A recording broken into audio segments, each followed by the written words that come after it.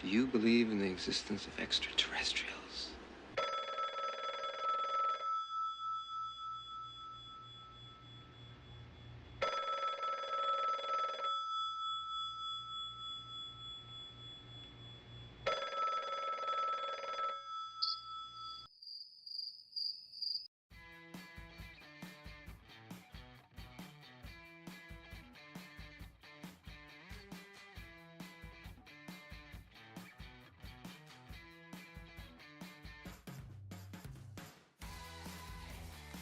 Good morning, good evening, or good afternoon, depending on where and when you're watching this podcast.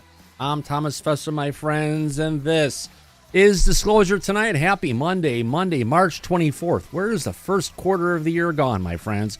Well, we're not there yet, but we almost are. We've got some great, interesting information to be talking about today. Yes, we're back on the subject of David Grusch. Who would have thought we'd been back to him so soon? Heck, we just talked about him on Friday.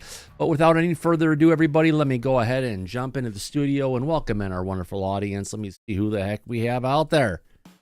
All right, who do we have out there in the audience today? Let's just go ahead and take a quick look, take a quick gander for that matter.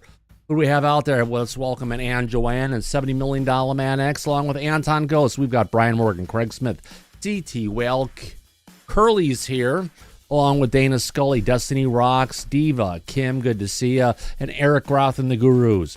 Well, we've got Firefly Frazzle says, Geraldine Durazio, Gray Jedi, Joey Stoner, Kathy Clipper, and Kelly Broughton. Those piercing blue eyes. Good to see you, Kelly. I didn't see you on Twitter today. You doing all right? I mean, X today. You doing all right, Kelly? Let's welcome in Clipper and Megan Betts and Nancy Guzmano. We got Paul Damon, Ricardo Jr., Sam's here along with Section 45 Surplus and Airsoft. How about that? Along with Shinobi 1 Kenobi, Steve G, also known as Vipers here. We've got Tom Clark and Tom and Truckin' Pawpaw. Good to see you, Pawpaw, my friend. Good to see you. We also have two midgets on a horse. Has returned, my friends. We also have Vern Dude, William Underwood, and XRP New York. Ooh, someone likes crypto. How about that? Well, let's go ahead and move on to the studio and see, well, Mike, Disclosure, how the heck are you? I'm doing well, Thomas. We have some interesting things to talk about tonight, especially David Grusch.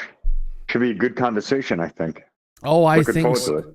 You know, he's been gone out of the media spotlight for, what, a year and a half, almost 2 years at this point, Mike?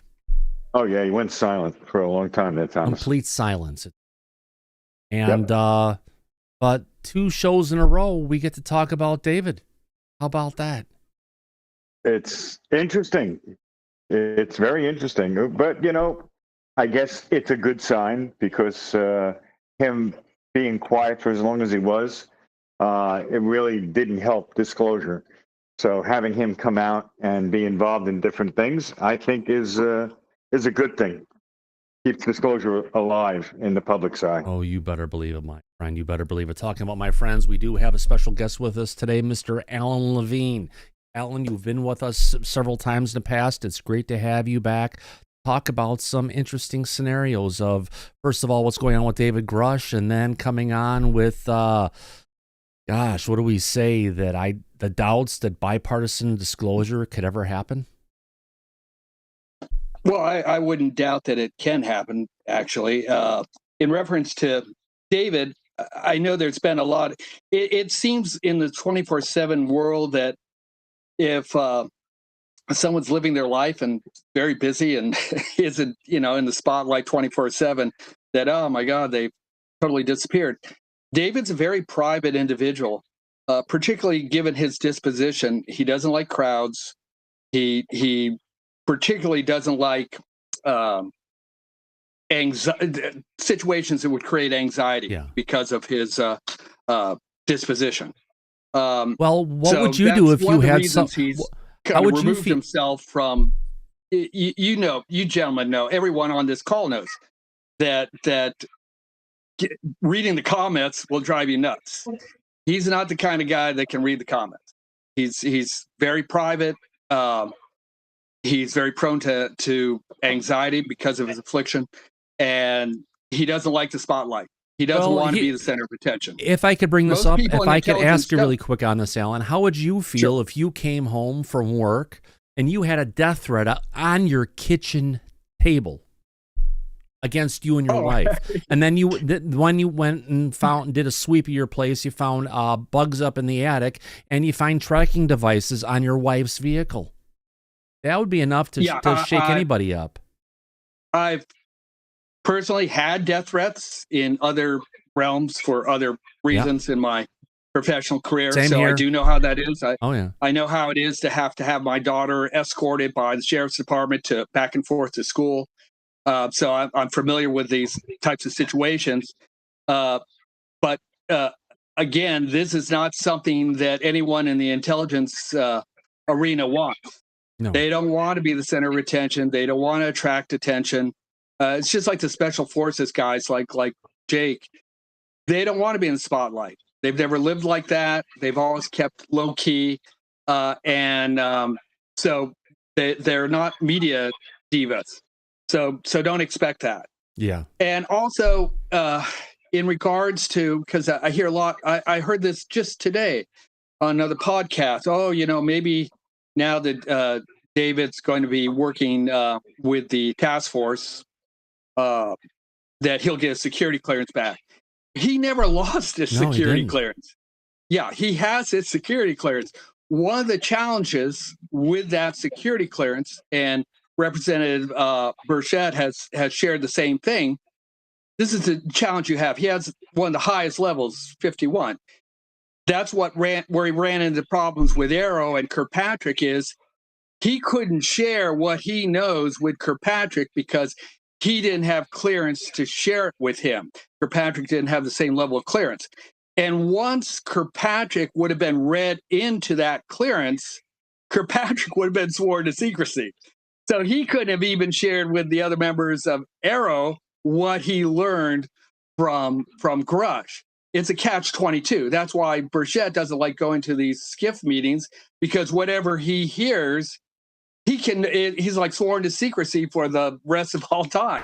Right. And that's the challenges going forward. I was hearing also on that same podcast, it's a very good podcast, and I listen to it all the time. It's very good. But a lot of the people were lamenting, oh, gee, it's been 3 months. We're so disappointed in the administration. They haven't shared anything, and they messed up the drone situation, blah, blah, blah, blah. I can tell you from personal knowledge that more than 200 some people in the select Senate intelligence and congressional permanent intelligence committees have all been read in. Their lawyers have been read in. Their staff members, their stenographers, the Armed Services Committee, the Community Intelligence IG. They've all been read in. They all have seen firsthand physical evidence, videos, documents, film footage, signals data, metamaterials, you name it, they've seen it. But again, they're now part of the problem, basically. They've been read into it, and unless they get an executive order, hey, go ahead and spill your guts, they can't say anything. And that's the catch-22 that we're in now. Taking some time. I guess we just have to be patient. It's not like there's a lot of things going on in the White House right now, in the United States government. Yeah, it's not like there's any inflation or wars or I mean, from day one, the administration has been inundated with restraining orders and federal judges reversing executive decisions and just obstruction after obstruction. And these are minor things. We're talking about the biggest secret on the planet, and projecting what are the unintended consequences that may occur if this information is released. Earlier this week, Richard Dolan did a lengthy 2-hour thing on the history of China and UFOs and their recoveries. And one of the things that is very clear in China is what they see as anything about UFOs or recoveries or anything. or even talking about UFOs is that's a threat to their authority, and they will not have it. They are no way in the world going to release any information because it threatens their authority over their people. I believe that is the challenge that we see with all world governments right now. Yeah. Is there is no just, yes, extraterrestrial life exists. They've been here for a long time. We've recovered their vehicles. No more questions, please. That's not going to happen. As soon as you say, yes, it's true, you're going to be inundated with questions. All the other world governments are going to want a piece of it. And there are some world governments who, even though they didn't release it, they're going to feel as a threat to their authority. Once you share that there are intelligences with technologies greater than other governments on this planet, those are fighting words. And that's one of the things that has to be considered when you're talking about rolling this stuff out. How we talk about, this is going to affect the energy field. Well, frankly, I don't believe that it would as much as people think it would. But let's just let's say it would. Let's just say it's going to revolutionize energy. How do you think that's going to feel in the Middle East? You think they're going to be really happy with that? I doubt it. There are a lot of people that, would be puckering if that was the case. Well, it's gonna affect people in the Dakotas, North Dakota, and South Dakota, where we do a lot of, drilling for oil. So it's gonna hit a lot of sectors, but it's, a little bit out here, a lot more in there. So it's gonna level things off. As I shared, I don't believe it will affect actually the manufacturing and production of petrochemicals as much as people imagine, because petrochemicals used as fuel is really low on the petrochemical stack. Yeah. Surprisingly, to many people are surprised to find that the number one use for petrochemicals is pharmaceutical drugs. That's the number one use planet-wide for petrochemicals. Number two are cosmetics. You don't even get into synthetic plastics and stuff till 3 or 4 down the stack. Fuel and lubricants, when you look at the top 10 uses of petrochemicals, fuel and lubricants are at the bottom, 9 and 10. So even if you did away with petrochemicals as a fuel, you're not going to, if anything, if you can make energy production cheaper, you're going to have a greater need for petrochemicals to produce all the other things that we make out of them. You look around wherever you are, from the paint on the walls to the carpet beneath your feet, everything is produced with petrochemicals, either in its production from a heat standpoint or its chemical makeup. Right. So they are with us for eternity. So and as far as getting a new form of energy connected to our infrastructure, that's not going to happen overnight. If it is in fact something like element 115, you're not going to be able to take a piece of that and plug it into your cell phone to charge it. There's going to have to be an infrastructure created that you can even use this stuff. If it comes down to, you can make this widget that will power your house for 100 years, well, unless you can make that yourself, somebody else is going to have to make it, and it's not going to be cheap. Supposedly, if we want to have limitless energy, we need to have a structure that goes 2 kilometers into the soil with a big-ass pyramid on top of it. Yeah, that's another subject. Be glad to talk about a little bit later. But I mean, this is one thing, and I've written about this on Richard's site before in regards to 0-point energy. We have 0-point energy. It's called hydroelectricity. Tesla invented it. You spin a copper wire armature between 2 magnets, and electricity is produced right out of the air. Aren't the original turbines and motors that they built in Niagara Falls from Tesla, aren't they still in operation today? Oh, absolutely. Niagara Falls and Hoover Dam in Nevada make up 33% of all the electricity we generate in the United States. Now, you tell me that we couldn't build 4 other equivalent dams somewhere in this water-rich country to produce the other 2/3? Of course we could. Of course we could. And there's no fuel involved. Okay. It's just spinning magnets. That's all we're doing. And you're creating electricity right out of the air. That is 0 point energy. I don't know what else to call it because it's electricity that's coming right from the void.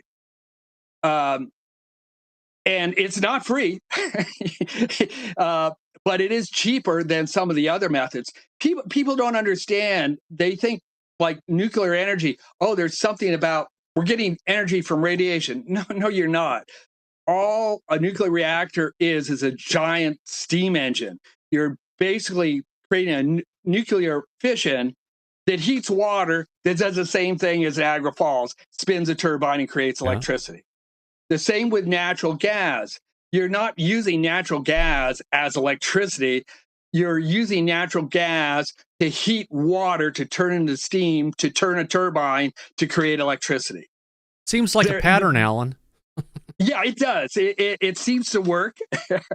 And there's no reason it can't be done, but people have been, the wool has been pulled over their eyes. The United States and the Western world is so propagandized. People believe everything they hear. This is another point that I'll mention while we're talking about energy, because this just drives me crazy. Everyone talks about fossil fuel. There is no such thing as fossil fuel, okay? You can grind up every fossil in the Smithsonian's Institute. You're not going to have one drop of fuel, okay? It has nothing to do with hydrocarbons. Hydrocarbons are created in the center of the earth by the heat and compression of oxygen and hydrogen, and it's turned into the hydrocarbons that we use as fuel. The deepest wells, oil wells in the United States are only a few thousand feet, nowhere near where hydrocarbons are coming out of the earth. In fact, there are more hydrocarbons on Mars than there are in the United States. Hydrocarbons on this planet are second only to water. We're not going to run out. That term fossil fuel was created at an energy conference in the late 1970s as a means to create a finite impression that we were going to run out. In fact, that's what they said in the late 70s. Oh, we're going to run out. We got like maybe 10, 15 years left of fuel. So we've got to jack it from 33 cents a gallon to $2 a gallon. And I said at that time, as soon as it gets to $2 a gallon, you're going to be able to fill your swimming pools with it. And now at $6 a gallon, yeah, you can. It has nothing to do with fossils, absolutely nothing at all. Most fossils are found just a few hundred feet, if not on the surface of the ground, just a few hundred feet underneath it. And they're silica. They have nothing to do with hydrocarbons. They're simply a cast of the calcium fossil that once existed. And the silica is leached in and created an impression of this bone. It has nothing to do with hydrocarbons. It can't be made into fuel. There is no such thing as fossil fuels. Those are naturally reoccurring chemicals made in the heart of the earth that well up to the surface of the earth. All that beach tar, you see, that's coming up from the ocean's floor, leaking up into the ocean and swept up on the shore. Well, those are hydrocarbons, and those vents are all over the ocean. There's a lot of things the earth actually generates. Like they've actually discovered there's something they're calling dark oxygen, where it's actually oxygen being formed through a chemical reaction on the floors of our oceans around the planet.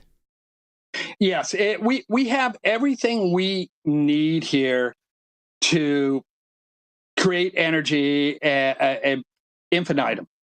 As I said, when we were talking about the hydroelectric, all we need to do is, spin the armatures through the magnets, and we're creating electricity without fuel. Just need water run by it. We're saying to turn that turbine. So that's, in regards to the pyramid discovery, I would I put this online because people have forgotten. As early as 2011, Sarah, I hope I'm pronouncing her name correctly, Sarah Parcak, I believe it is, was experimenting with satellite archaeology. There's an hour documentary about her on the Smithsonian's Institute.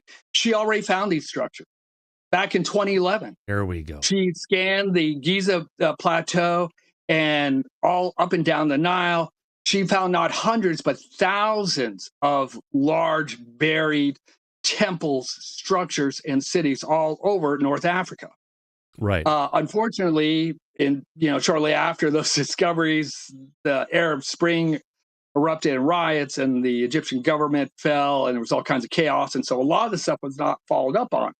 But one temple that she found was dug up in 2012, proving the validity of satellite capture of things beneath the ground in Egypt. And one of the things she discovered at that time was a large city-like structure underneath the Giza pyramid. Yeah. Now, if I could bring this up, I've got an image here. I've got an image here, Alan, want to bring up. This is Brian Rommel. He's a person over on X that he's worked on a lot with his AI platforms and a lot of great training data.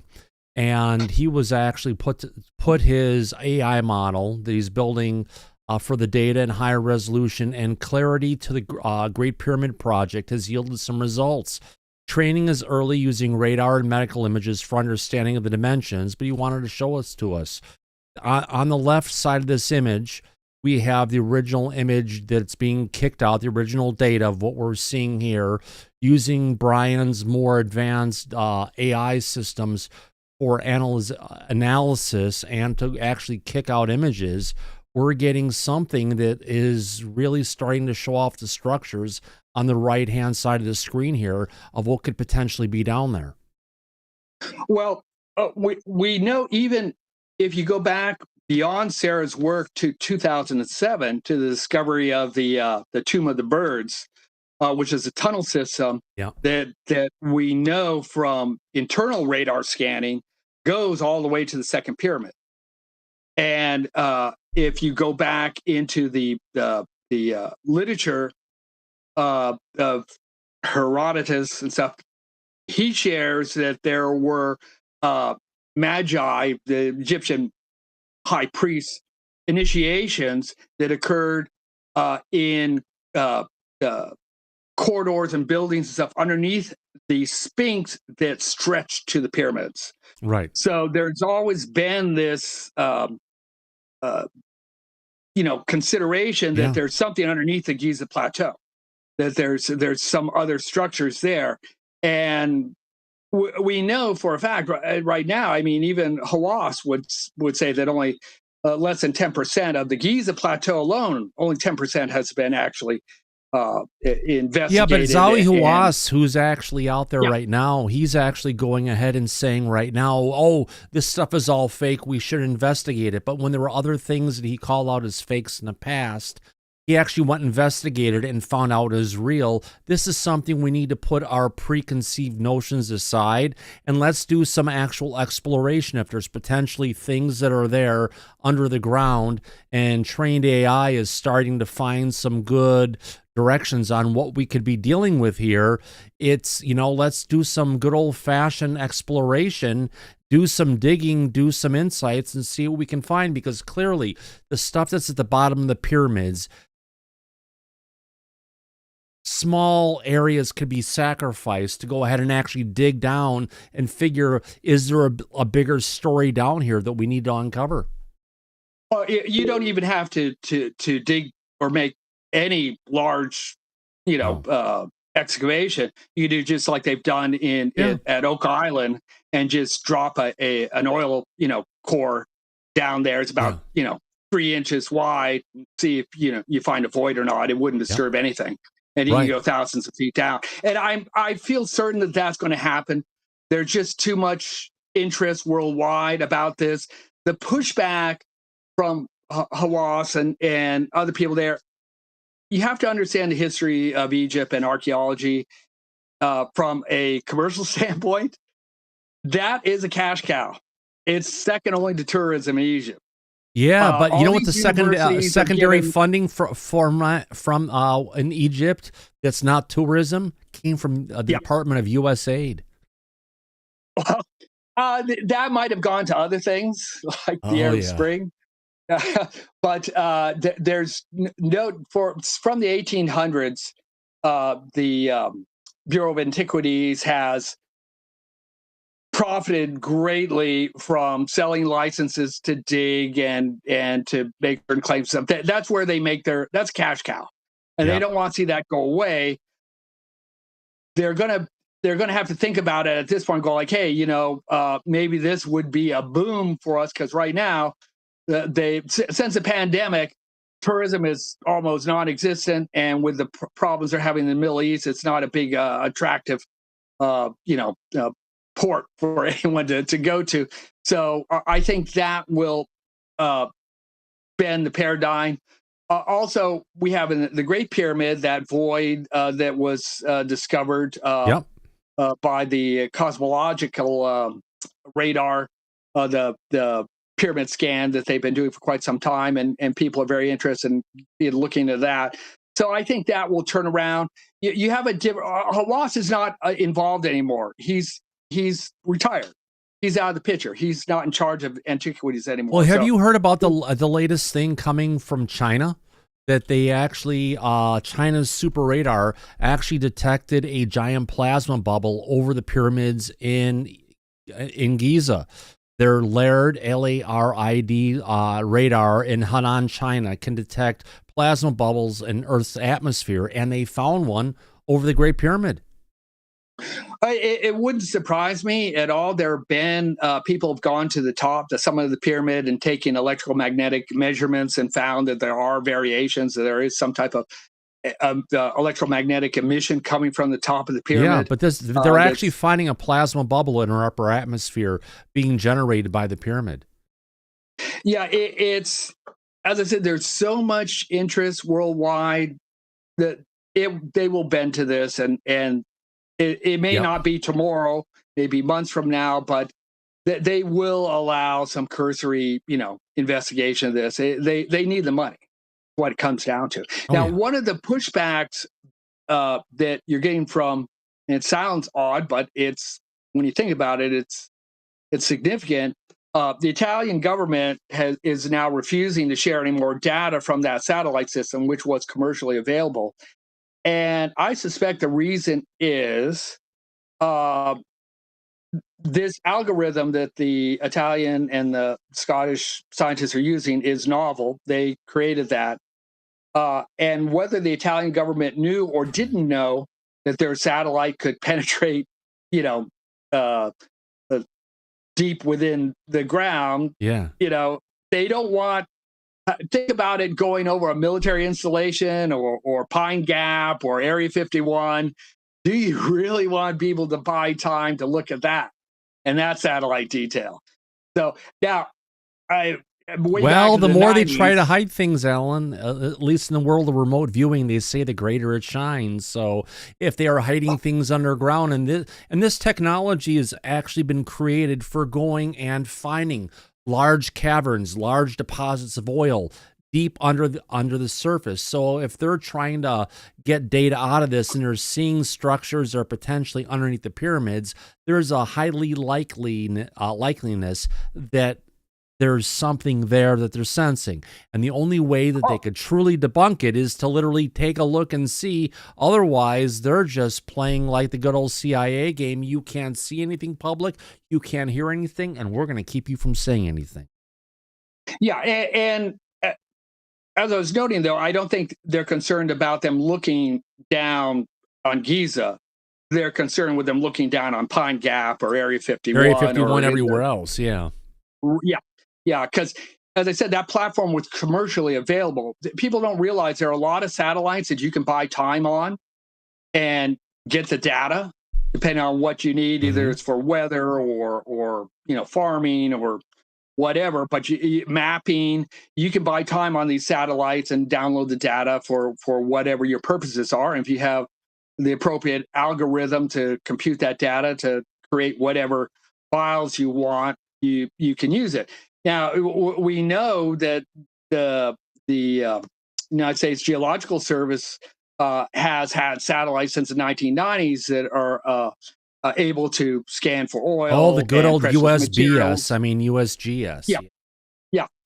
That's been since the 90s. So we know the ability to look beneath the soil and deep into things has always been there, but it's just not been available to the public. Today, technology has changed such that you have the type of computers and you have the type of means to use this data to do things that no one ever imagined you'd be able to do from your laptop or your desktop.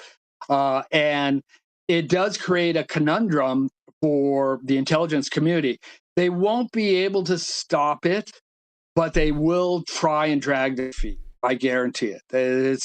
And I understand why. You don't want every Tom, being able to get on Tom, the internet. Dick, and no Harry. We got a no Dick and no Harry here. No Harry Dick, but we got Tom. Yeah. You want everyone getting online and looking at bases and where things are hidden, all this stuff. You just don't want that. And today in a world where I come from an occupation where, despite what people think, terrorism was a real thing, and they were really crazy guys that wanted to really kill a lot of people. And if they found a means that was novel and they could use to their advantage, believe me, they would. Yeah. And you have other sophisticated criminals like cartels that would use these same images for their own purposes. That wouldn't be very savory either. So that's the pushback, but it's not going to stop it. Yeah. We already know it's there. So it's like the kids found where you're hiding Santa's presents. Okay, so they know it's there, and you're basically screwed now. They're going to look, and you can either go wrong or figure out a way to do it. So it's you're not going to have people coming in with dynamite blowing up monuments to make holes like they did in the 1800s. And do it scientifically, so you preserve the scenes, you don't damage anything or destroy anything that you're going after, because you don't know what you're going after. Who knows what's down there? You don't just want to start poking holes in it. It could be something really important. So exactly, but it never hurts to look, especially when there's so many things going on. And I believe they will. Now, if I could do a little bit of a redirect here, I want to try and we've jumped around a bunch of different topics we all want to talk about in depth here. But what I want to go ahead and cover first is what we have on a headline that inside Apple's blockbuster deal for Jerry Bruckheimer and Joseph Kozlowski and Zach Balin's UFO conspiracy thriller. Yes, David Grusch is acting as an associate producer. Believe it or not, yes, that's the title he's got. We thought he may be executive producer, but I'll take associate producer. That's wonderful to see David going ahead and getting that. Let me go ahead and bring up a little graphic I got here of some people in Hollywood as we talk about this. Let's get into let me move them up here a little bit. Let me get into this. All right, where am I at? So the streamer, Apple, has just acquired the rights to the feature with unusually rich details for behind-the-scenes talent. What are we talking about? It may be a Hollywood era of uncertainty and contraction, but in some deal-making situations, it's anything but. In a pickup worth dozens of millions of dollars, Apple, yes, that Apple, has closed a deal on an untitled hot package centered on unidentified anomalous phenomena, formerly known as UFOs. Joseph Kozlowski is attached to direct and produce, with Zach Balin on board to write the script. Veteran producer Jerry Bruckheimer is on board to produce it as well. The deal represents more than just a retaming of Kozlowski and Bruckheimer and Apple, who in the summer are unveiling a high-octane racing movie, F1. It is one of the richest deals in quite some time. Where did that go? And one that underscores a shift in the event movie landscape and shows that behind the scenes talent, in this case a new generation combined with a long-standing veteran, can command top market prices. Now, sources say the Top Gun Maverick filmmaker Kozlowski, despite a resume that includes only 5 movies, secured an 8-figure deal that puts him near the top of the director ladder, with fees that are comparable to such figures as Christopher Nolan and even Steven Spielberg. Balin is said to be making in the mid-7-figure range.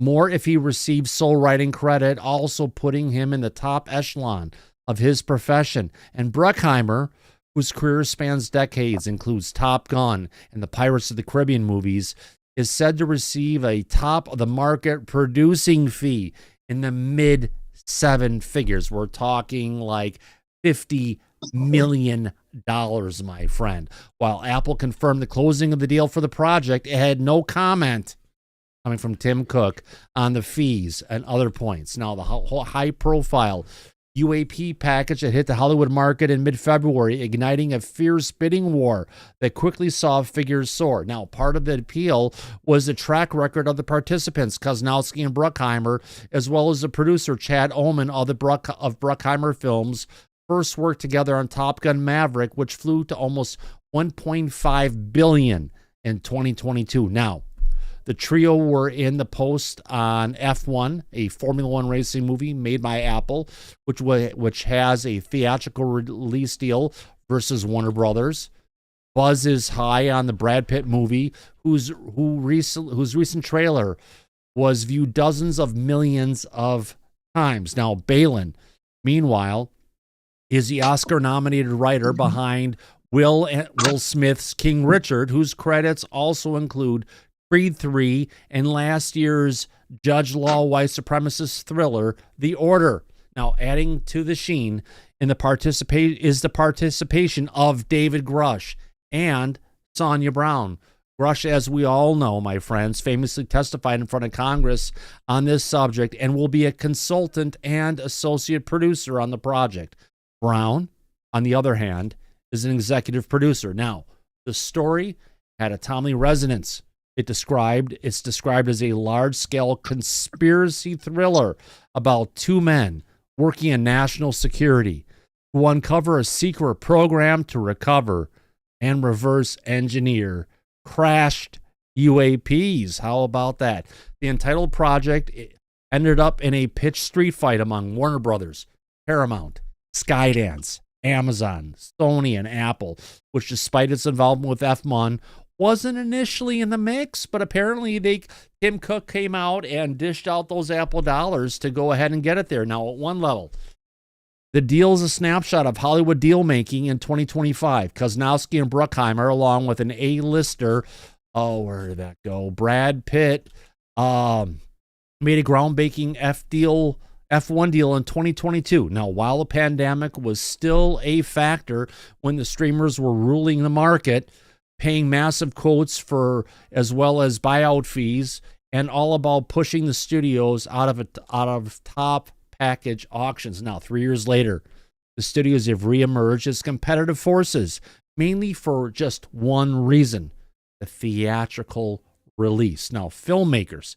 companies have come to realize that the theatrical window is the key to making of a hit and to making a cultural imprint, which many working in Hollywood are keen to do. Now, and sources say that Netflix, which refuses to concede at that point, wasn't even in the mix for UAP. What's about that? Now, despite the studio flicks, however, in the end, the acquisition of UAP came down to Amazon and Apple, two streaming tech companies, insiders said. Now, how did that happen? Since the days of the pandemic, Amazon has made theatrical one of its priorities, and it's building out an international distribution arm to launch in 2026, a year away.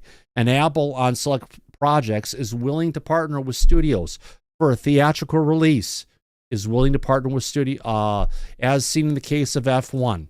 So for F1, Apple went out to Hollywood studios to see what kind of deal could be had, eventually giving Warner's the key to its speedster. Now, insiders say a similar map could be followed for the UAP project. A theatrical partner will be undertaken down the road. The theatrical component will include back-end participation, potentially further entrenched in the deal. Now, sources say that while Amazon and MGM made a strong play, it came down to old Hollywood trope of, relationships. The UAP players seem to have had a fruitful time on F1, and of course, we're ready for more. Now, meanwhile, several years after leaving the life of a first-look producing deal and producing movies to the late 1970s, Bruckheimer remains as active as ever. And as opposed to being housed at one home, he spreads it across Hollywood. He is developing new installments of Pirates and National Treasure at Disney. God, National Treasure, we've got the disclosure of national secrets going on. What a beautiful time. and another Bad Boys at Sony, and another Top Gun at Paramount, and a project or two or Netflix on top of the ones at Apple. Now, the UAP project strategy and players were put together by CAA, which represents Bruckheimer, Kozlowski, and Balin. Kozlowski is additionally repped by United Entertainment and Sloan Offer, while Balin's is repped by Brillstein Entertainment Partners.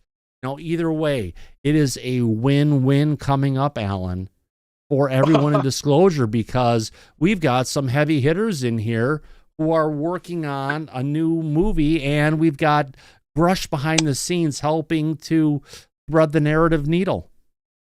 Let me share with you why Hollywood is dying. And maybe many of you and many of the members... Snow White? Well, that's only the latest. My first television job was Project UFO. This was back in 78. Right. With NBC.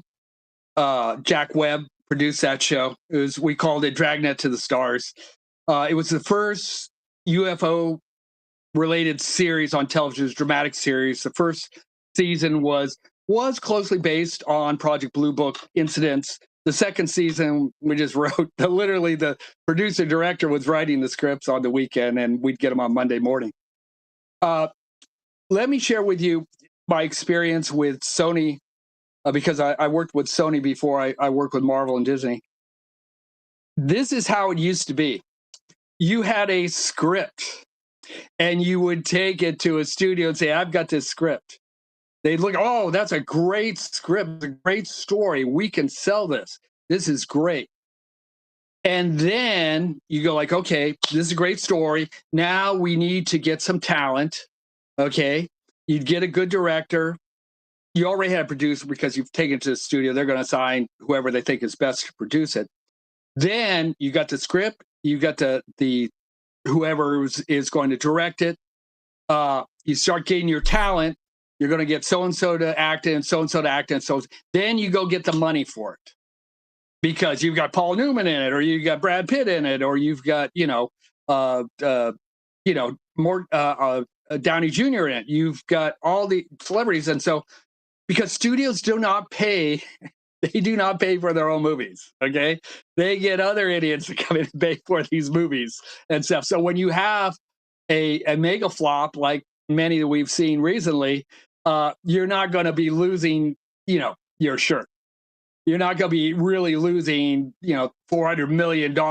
How many companies could deal with a $400 million loss, not once, not twice, but 3 or 4 times a year? You'd be totally out of business.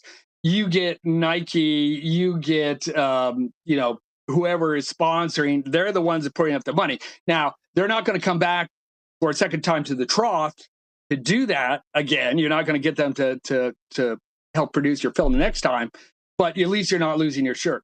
What they're doing today, they've got a pitch here. Hey, let's do a movie about basically what Grusch was talking about, back engineering and recovered UFOs and stuff. Great. Hey, I could have came up with that. I'm thinking, yeah, that's a great idea. They have no script. So anybody who's foolish enough to throw money into this at this point, not even knowing if it's going to be a good story, is out of their friggin' minds. That's why these things flop. That's why many of them never, ever get produced. As I said, when we started with Sony and later with Marvel Studios and the Marvel Universe, those first half dozen movies, there were already scripts for them. They were tied into each one. And yes, as the movies were done, changes were made, things were added, things were changed. But you had a script. You knew where you were going. You had a story. Yeah, they don't even have a story. I mean, what are you doing? I'm not going to invest in that. And in the next year or two, the UFO subject is going to change so much. Are you willing to put millions of dollars into a film that in 6 months could be all wrong? No. If you do, it's very foolish. But that's what they're doing nowadays in Hollywood. A good example is the second Batman movie they want to. By the time they're talking now 2026 and they still don't have a script, it'll be 6 years since the last one. Really? It's people have long forgotten about that. That's why you have to have a story first, a script, not just an idea. I can come up with dozens of ideas, and they would be really good stories, just from a historical standpoint. But unless I have a script that we can look at and go, like, hey, this is a great story. This is really good. Act 3 is fantastic. Boy, I love that ending. What a surprise ending. Unless you have that, you don't have anything. But I think Apple, if they went and won the bidding wars, they know who the directors are. They know where the script could be. They got enough of a insight into it where they had to buy it no matter the cost. Well, shame on them. Shame on them. They're literally putting the horse before the cart, and that's, like I said, that's why all these projects are failing, because they come up with an idea before they've got a script. You have to know where you're going. How are you going to cast this? If you get the actor before you even have a script, what the heck? Is that director going to be right for this script? Christopher Nolan is a good example. He's a guy who likes to do everything in camera. I suppose there's other directors that they want to use CGI and different special effects and stuff. Christopher likes to do everything real. Yeah, I know. So is this going to be the right script for the director they've already chosen? Maybe, maybe not. I think so. I think everybody's excited about what we've got. We've got the team behind Top Gun and others to come together with Bruckheimer and everybody. It sounds like a freaking win-win situation. I was involved with the first Halo project. We had Peter Jackson was going to produce that. Peter Jackson, okay? And it never happened. We did the treatment, and we did the test footage, and we built the armor, and everything was out. And you can still see if you go on YouTube, you can see the video about it. The best science fiction movie never made is the name of the video, and it talks about all the things we went through to do that, and never came to be. Now they've just greenlit the new He-Man movie coming out. We'll see if that ever gets made. That's been in development hell since the last one. They've been through 6 directors, 12 producers, and now they finally got a guy who I don't know how well he's cast for this, and they've got a treatment for a script, and they're doing some shooting. And I don't know. It doesn't look like it's going to hit the mark, but that's what I'm sharing. They're not doing it the way they used to do it. Yeah. They're just trying to keep it's a Ponzi scheme. They need the money now because they've had all these horrible flops. They're in deep. Okay, they need money to pay salaries. So are they going to make it an actual He-Man movie, or are they going to focus too much on Skeletor? I got to ask that question. The fans are already upset because it starts out on Earth, which I agree they shouldn't have gone there. But again, that's an interesting example, because that movie has been I've seen beautiful artwork done for that. They've came so close so many times to starting that movie, and there's been so many scripts, and they're all gone. By the way, here we're talking about a movie with no script. It's just an idea. Hey, how about? I mean, that basically is the same plot point that we had for Project UFO back in 1978 for the TV series. We had 2 Air Force investigators, going investigating incidents of UFO sightings and crashes and stuff like that. We did that for 2 seasons, but we had a script. we knew who to hire for the actors. We knew what we had idea from the script. Hey, this is going to be all off world, so we're going to need this much money, or it's going to have these props, or we're going to require these costumes. You have to have something to go by. Yes. You can't just say, hey, I got an idea. Let's make a movie about 2 guys investigating crash UFOs and legacy programs. Great. Okay. What's it going to be about? How's it going to be involved? Where's it going to take place? How many people are going to be? Are there going to be mass sighting scenes? Are there going to? What kind of special effects you're going to? You got to work these things all out. You have to have a script to do that. You have to storyboard this stuff. We had for Iron Man 1, we had storyboards and sound and everything long before we did anything else. Before there was ever any filming at all. We had everything laid out, scene for scene for scene. You can't just say, "Hey, I got a great director, I got a great producer, and we're, no one is the director. He's promised 7 figures. Okay, has he seen a paycheck yet? No."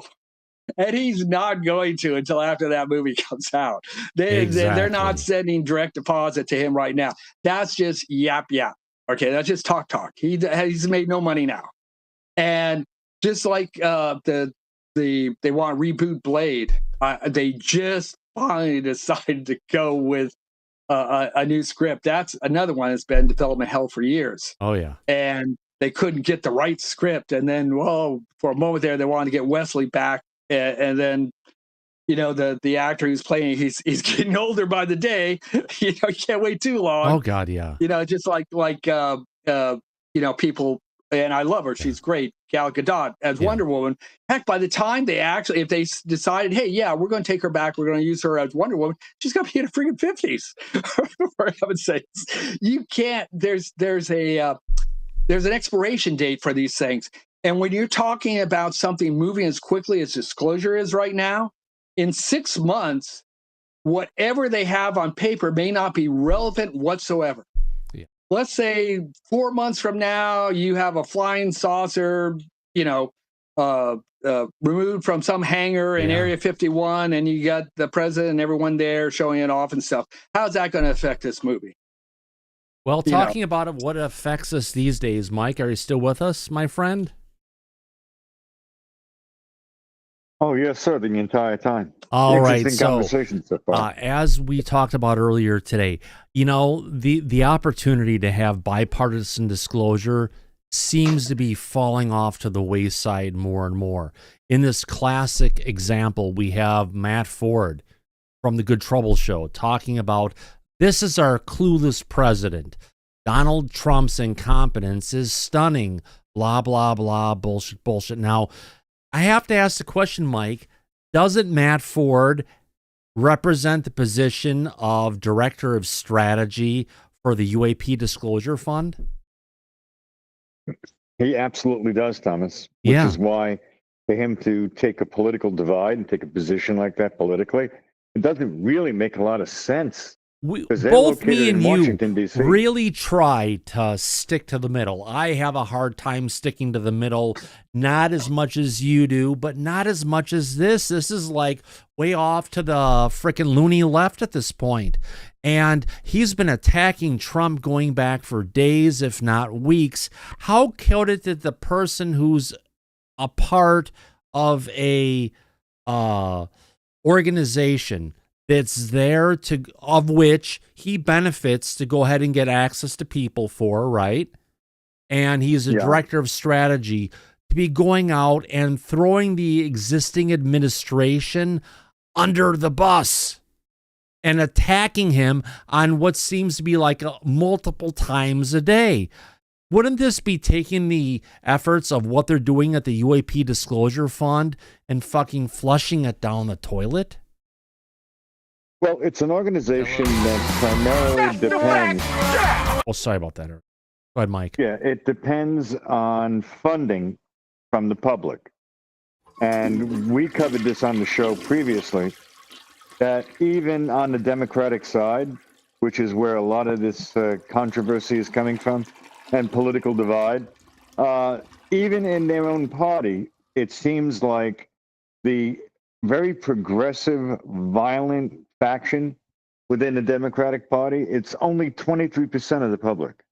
Remember, we went over the yeah, we did, Mike. This? Yeah, we did completely. We did. So it's a low percentage of the actual public. And if you're in charge of strategy and fundraising, and you're going to only be targeting a small section of the public. No, that's not a good strategy at all, Thomas. I don't think so. Doesn't make sense. You know, it's really unfortunate. I like Matt. You know, I've watched his show. He seems to be a nice guy. He seems to have a fat head, though. A lot of times, the way he talks. Yes, he does go off on rants. A little bit of seemingly, and maybe it's just his showmanship, but it seems to be a little bit of anger management issues there at times. Very vitriolic at times with his opposition to different things. Unfortunately, this type of infighting within the UFO community and everybody that wants to see this information come out is not at all helpful. No. You're not going to be able to shame or demoralize anyone in this administration or any administration to reveal national security secrets. It's not going to happen. It will come when it will come. People, as I was sharing at the very beginning of this conversation, people are just so impatient. Heck, I've been waiting more than 50 years. Are you kidding me? And people go like, wow, it's been 3 months. They haven't said anything yet. And they screwed up the drone thing. You know, I don't know what they were briefed on in regards to those drones. I do know, and I've shared this with you, and you've shared it on the show, New Jersey has the largest drone aviation research center on the East Coast, 20 miles from Morristown, where all this drone stuff started out. So I guarantee you some of those were actually FAA approved drones. Now, how that message didn't get to the people that were testifying in Congress, I don't know. But I know some of those were FAA approved flights. They weren't all, and yes, some of them are UAPs, and has nothing to do with Langley. It has nothing to do with the UK. It has nothing to do with the UAPs seen here in California. But everyone is conflating them. They're calling everything that's UAP drones now.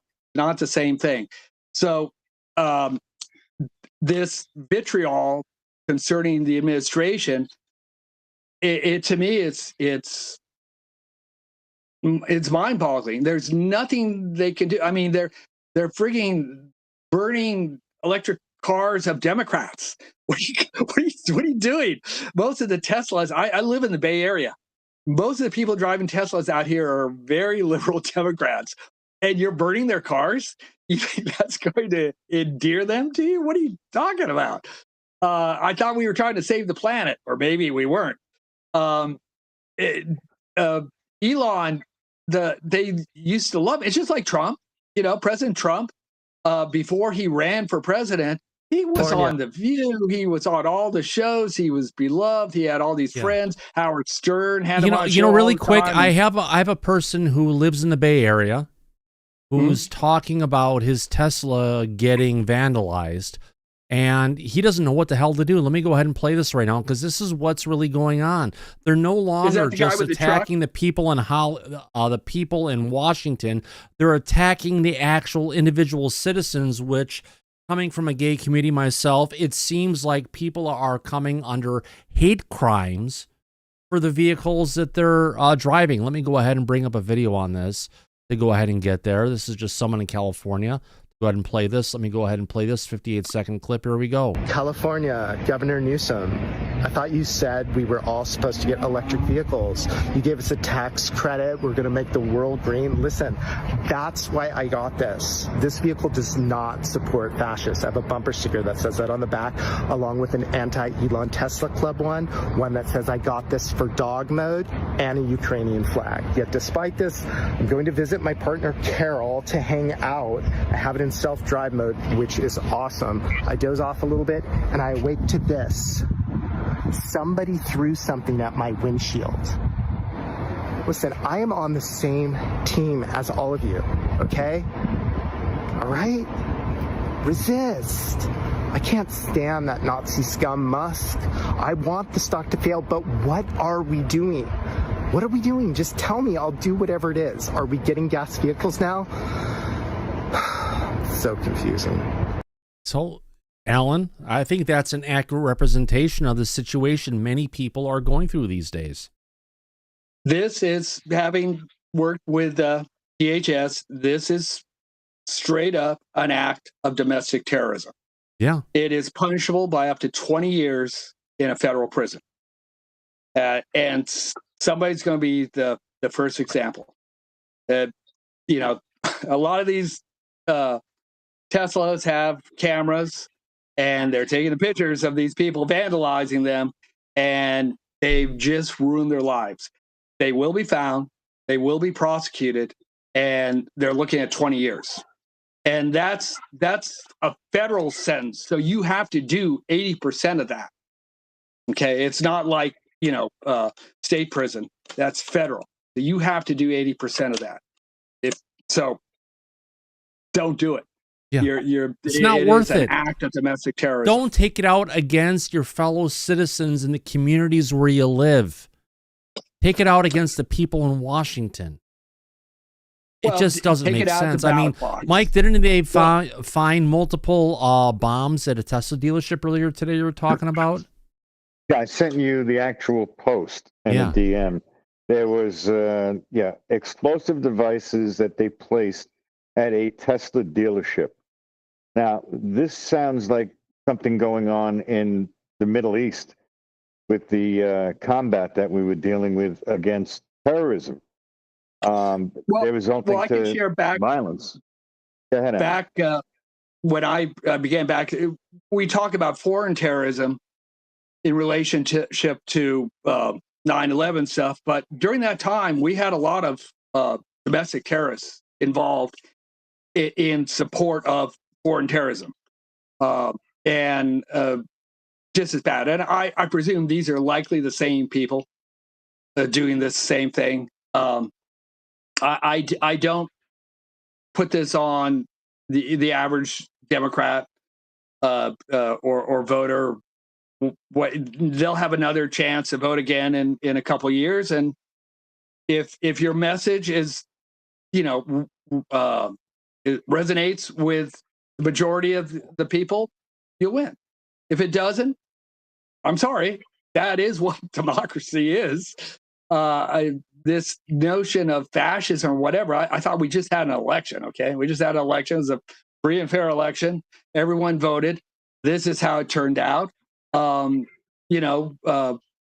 When some side that I didn't like won, I didn't go out and burn cars or vandalize places or make death threats or SWAT people or whatever.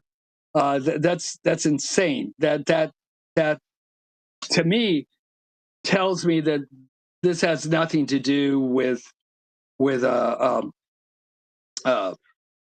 normal, agenda. This is something much more radical, and I guarantee it. People are going to go to federal prison. They're not going to be happy about it, but it's coming. If the FBI can get involved now, the incident where they had multiple incendiary devices at a Tesla dealership, that happened down in Austin, Texas. Well, there's been about 16 cases of swatting down in Austin, Texas against conservative podcasters down there. And that is again, that's a felony to do that. So, and I'm telling these guys, look, they're going to find you. They have 100 ways a Sunday to trace anything that you're doing online. You're calling in threats or things like this. The cameras caught you doing this. Whoever planted those incendiary devices, you can't turn around anywhere in any urban setting and not have a camera on you. And there are other modes. There are other things that Department of Homeland Security, I won't share online, have at their disposal that will help find these people. I guarantee it. And if you think that nobody can see you, you're very foolish, very foolish. And being this is all new and it's making quite a stir, they're going to make some people example number one, and it's not going to be pretty. So I say, don't do it. Register people to vote or something like that. Raise money for your favorite candidate. But don't hurt people. Don't burn cars down. Don't threaten people. That's insane. No one's going to listen to you. I think John Lennon said something like that in a song a few years back. Start preaching violence that no one's going to listen to you, and that's what I think the majority of Americans will today. Nobody finds this acceptable. It seems like a lot of people. I mean, even I saw something that happened up here on Saturday in the Pacific Northwest area of Washington, actually up in the Issaquah Highlands, where there was someone driving in a parking lot, and they flipped off the person. They were driving a Toyota Land Cruiser, driving along, stopped, jumped out of the vehicle, attacked the vehicle, and got back in their Toyota and drove along. And it's just, there's just a lot of people, it seems to be a lot of them are just urban, white, in their 50s or 60s or 70s at that point, that are attacking these vehicles. It just doesn't make sense. Why? This is something like you do when you're in high school, not when you're an adult. Somebody's going to come up to the wrong vehicle and get a 45 right in the chest. That's what's going to happen. Eventually, you're going to come up on the wrong vehicle. Someone's going to be packing, and you start threatening them, start pounding on their car, or spraying it with spray paint. They're going to get shot. I guarantee it. It's this type of madness will, there's an element of natural selection to how long this will go on.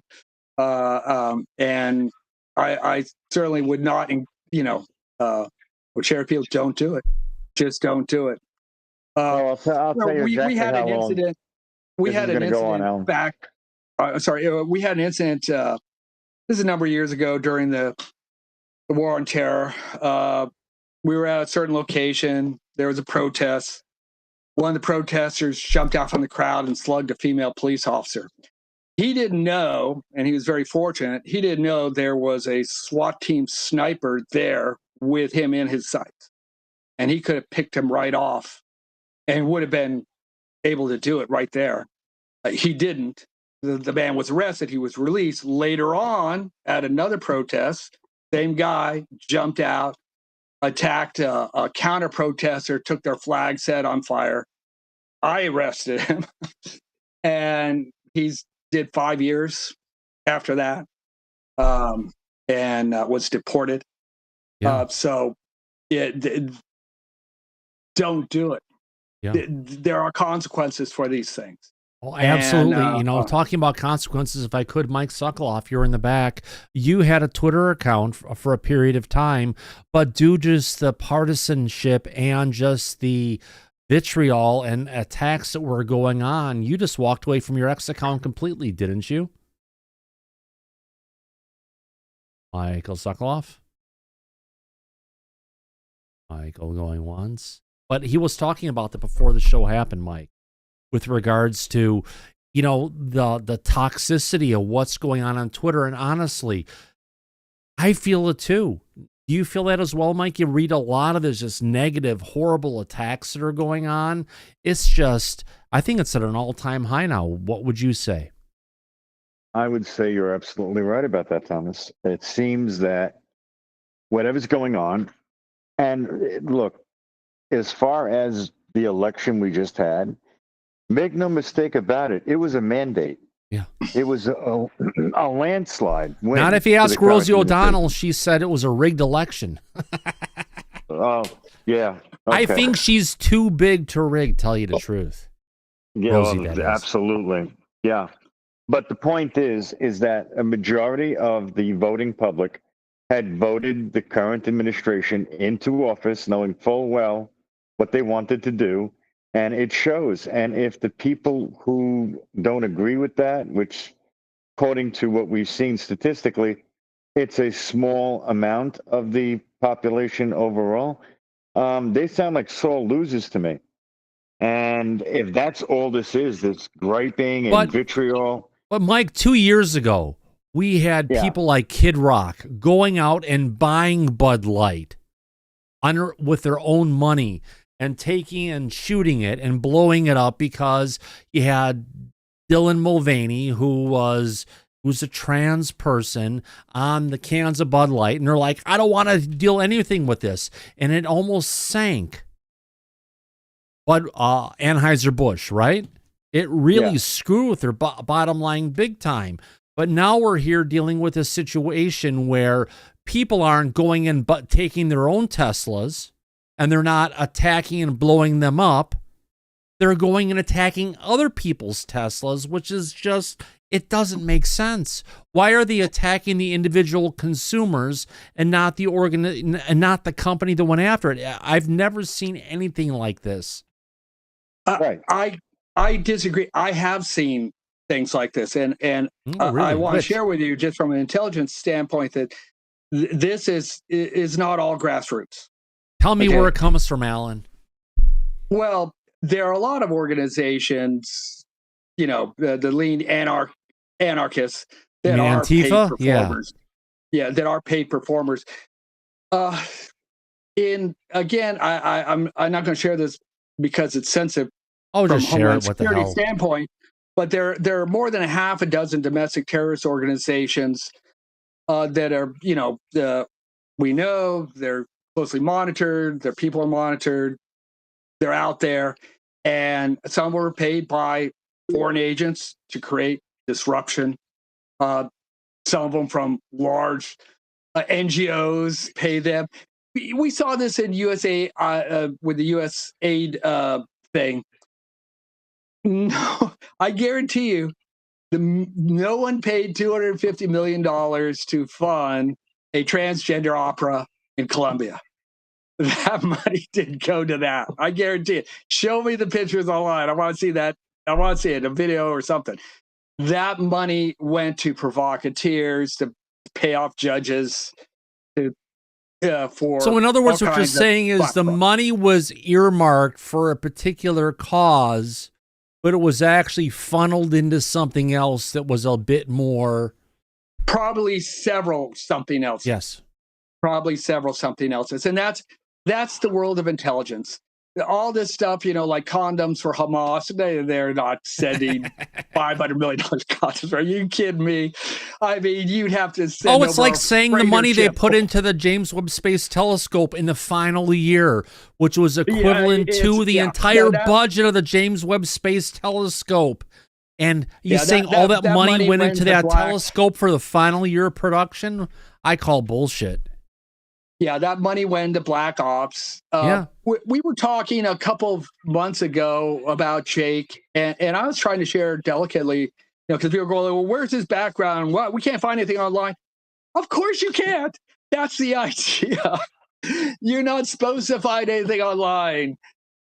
These people are undercover. No one is going to confess to what they're doing. You're not going to be able to find the money trail. That's the whole purpose. Other countries do it too. They have 70 plus years of hiding the money trail, don't they, Alan? Going back to the 1980s and Nixon's environmental policies and stuff, and opening up China was right in the middle, trying to stir up environmentalists so that they could move production to China. They were paying protesters in Mexico City to keep Mexico City from taking the jobs that China wanted. Other countries have motivations to keep things chaotic. But wasn't the big thing about offshoring to China's because we could make it cheaper?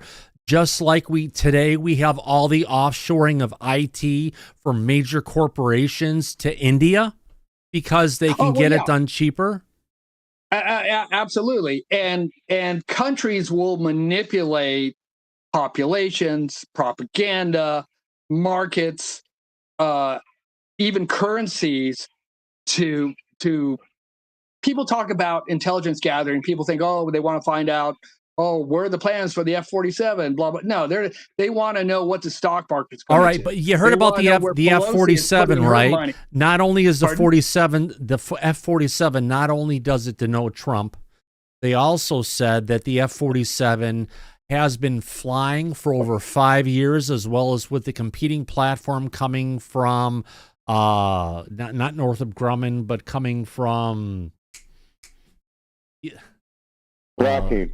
Yeah, exactly.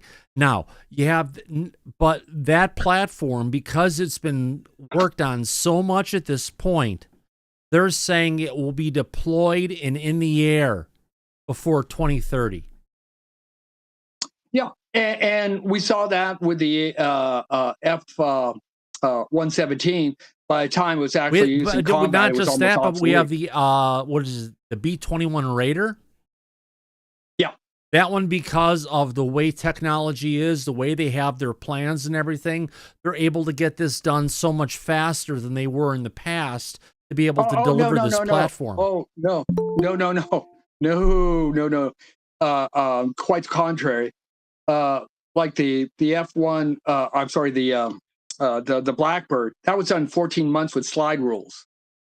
Well, That's no, how I'm talking quickly they about got that plane in the air.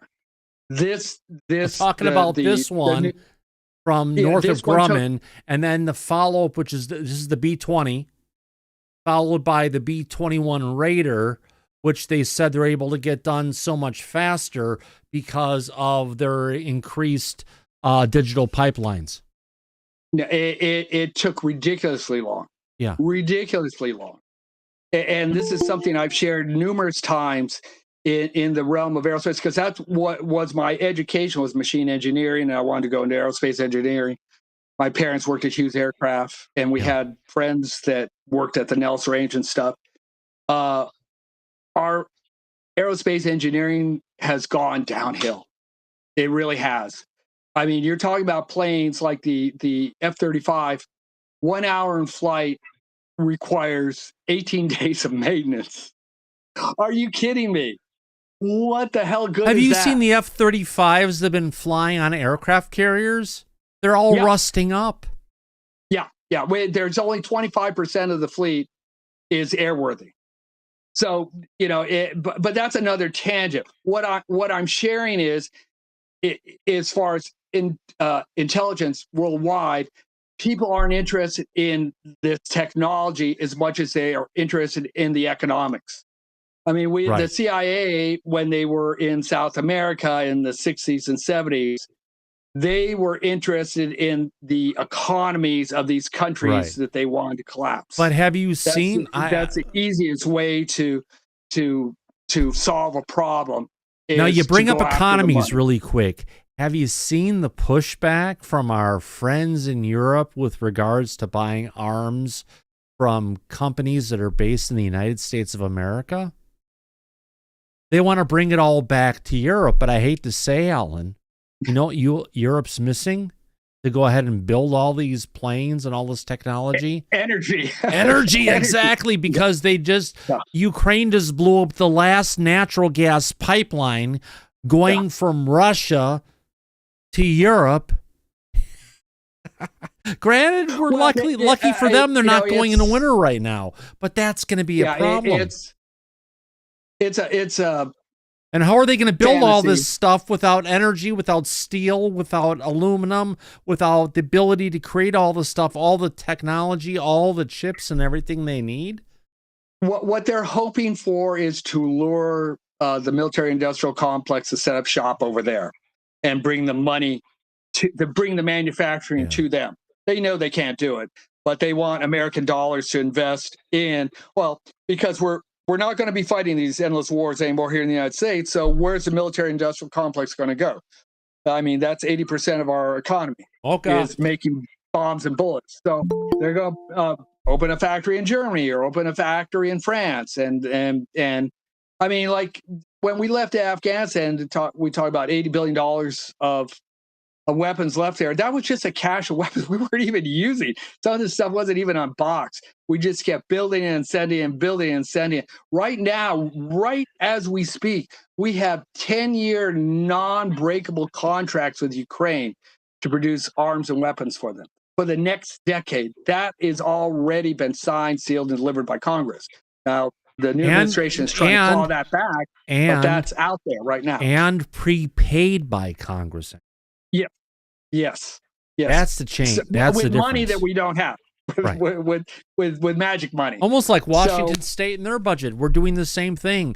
We're going ahead and spending more than it's ever been spent before, where we're going to have to raise taxes significantly in every particular level because of all these specialty programs they're putting into the state budget. It's happening, unfortunately, in a true blue democracy, just state at this point, but the way they just look at money and the way they want to tax and spend, it's... Well, it's a Keynesian philosophy that, money isn't really a thing. It's just whatever you print, and you can just do that infinitum. It doesn't mean anything. In the case of a particular state, how much you tax. Yeah. And you're running people. Well, I live in California, of course, and they're losing 250,000 people a year or leaving the state. It's impossible to buy property out here, to buy a home. It's ridiculous. The property tax, if you bought a new property today, you're talking average 3-bedroom home, 900,000 to $1.2 million for a 3-bedroom home. The property tax reassessed would be more than you would pay to rent that property. And the utilities are almost as high as the property tax. So people are just going, hell, I've had Washington it. State's not so bad. A house that I did buy back a number of years ago, I bought it at $270. We're talking about 2001. The same house right now is about $1.1 million. Yeah, and you figure that's without on a upgrades. 30-year mortgage. A 30-year mortgage, you're talking about 3.5 when you're done. And if you could sell it for 4, you would be basically just making your money back and property tax back. So you haven't, and in 30 years, you're not going to get $4 million for that. That's what they're finding out in Florida now. They've taken and renovated all these homes that they bought on the cheap, and now they're trying to sell them for $2 and $3 million, and they're just staying on the market 2 and 3 years because no one with any common sense is going to buy a 2 or 3-bedroom home for over $1 million. It's ridiculous. It's never going to evaluate to $3 or $4 billion in 30 years. It's crazy. That all being said, there are definitely economic challenges, and these are one of the things that the administration is facing. And I'm sorry, as much as we'd love to see disclosure, there's so much on the docket right now. It's really hard to come out and say, yes, we're everything else going on. Just let me share with you, we're not alone, and we do have recovered technologies and blah blah blah. And we've been hiding this from you for 80 years. Imagine the chaos that would cause. It comes down to it, Alan. Our government needs to get off the pot. They just need to basically get off the pot and move on, because if they're not going to bring out the truth, let everybody else bring it out. We just need to march past all of these different embargoes that were put in place at a completely different time. 1947, right? I wish it was that easy, but not everyone has a full deck of playing cards. What I mean by that is, even in my experience, you don't document this stuff. It's like the Kennedy file release. Does anybody really think anybody in the CIA wrote down to-do lists, kill Kennedy? No, that's not there. You got to piece it together with other files and other documents, and at some point you'll get a working theory that what might have happened. You have to put off your daily report on your things of stuff you are working on, you haven't completed yet, how to kill Kennedy. Eventually that would turn into things you accomplished. We killed Kennedy. And with this legacy program, this was so compartmentalized. And they took the same program that they had for the Manhattan Project and rolled that into UFOs. Right? Yeah, well, people that were involved in these projects lived and died and never shared it with anybody. And there's no documentation of it. No. The reason it's become so chaotic and we've come so close to disclosure today is because the right hand doesn't know what the left hand's doing. When we talk about David bringing 40 legacy program firsthand witnesses to speak before the select intelligence committees, everyone that's involved in the program is going, who was it? Were they talking about me? Is it my program? Is it my little patch of world? Nobody knows, because this is so secret and so compartmentalized. Everyone is afraid that someone is going to kick their rice bowl over. But nobody, even at the top, even at the executive level, has all the cards and knows where everything is. And you can't just go, let's put it this way. Let's not look at it like a military secret. It comes down to what needs to happen is the non-human intelligence needs to blow open the doors. Enough of the kind of subtle things will show you something in the daytime. If you have the right photographic equipment, you'll see more at night. But actually turn it into a real context scenario where it's not putting through what they're trying to, what's going on to be filtered by the government and religion. Would Gary Nolan do that in front of lab rats? No. Everyone thinks that, why haven't they told us? They have nothing in common with us. Nothing in common with us. You don't speak to the petri dish in your laboratory. Okay? The way it was described to me from people one of the founders. They're trying to be secretive. They're not trying to be secretive. You see these UFOs day or night. Alan, you talked to Ted Rowe recently, right? Secrets. What's that? You've talked to Ted Rowe recently, right? Yes. Yes. You got some interesting information out of it. Talk to him about how what we're dealing with is so alien. You cannot take any human context or precept or anything and apply it to them and how we understand what they're doing because they're so alien from what we really are. Well, I've been sharing that for literally decades. Yeah. This whole but thing that's is where why you two guys align on some of the stuff because you had a relatively happy contact experience. What? Oh no, I would call it relatively happy. No, but I mean, I haven't. No, I wasn't. No, I'm just saying for it. what you talked about, right? Yeah. Compared to what Ted has talked about, is like imagine you can't move, you're paralyzed, and a three-fingered thing goes ahead and puts it down over your eye, and then it takes an object like a knitting needle and all of a sudden just takes it and puts it around your eye, and you hear a crunch going through the back of your skull as they put something into your head. Well, I can share in my experience in 1979, I was strapped to a table. And the thing that alarmed me was the alien passing at the foot of the table with what looked to me to be a scalpel-like instrument. Yeah. And I knew it's at okay. that moment of cognition that I'd better get the hell out of here some way and start struggling against the amount of fear and Alan, it's the amount of fear and terror that pass through you that breaks you out of their mind fuck state you get into when you're in that particular state. And when the pain or terror hits a certain point, you break through it, but you only break through it for a bit because they put you back into it again. That's the shit I went through as a kid when I was like 5, 6, 7, 8 years old.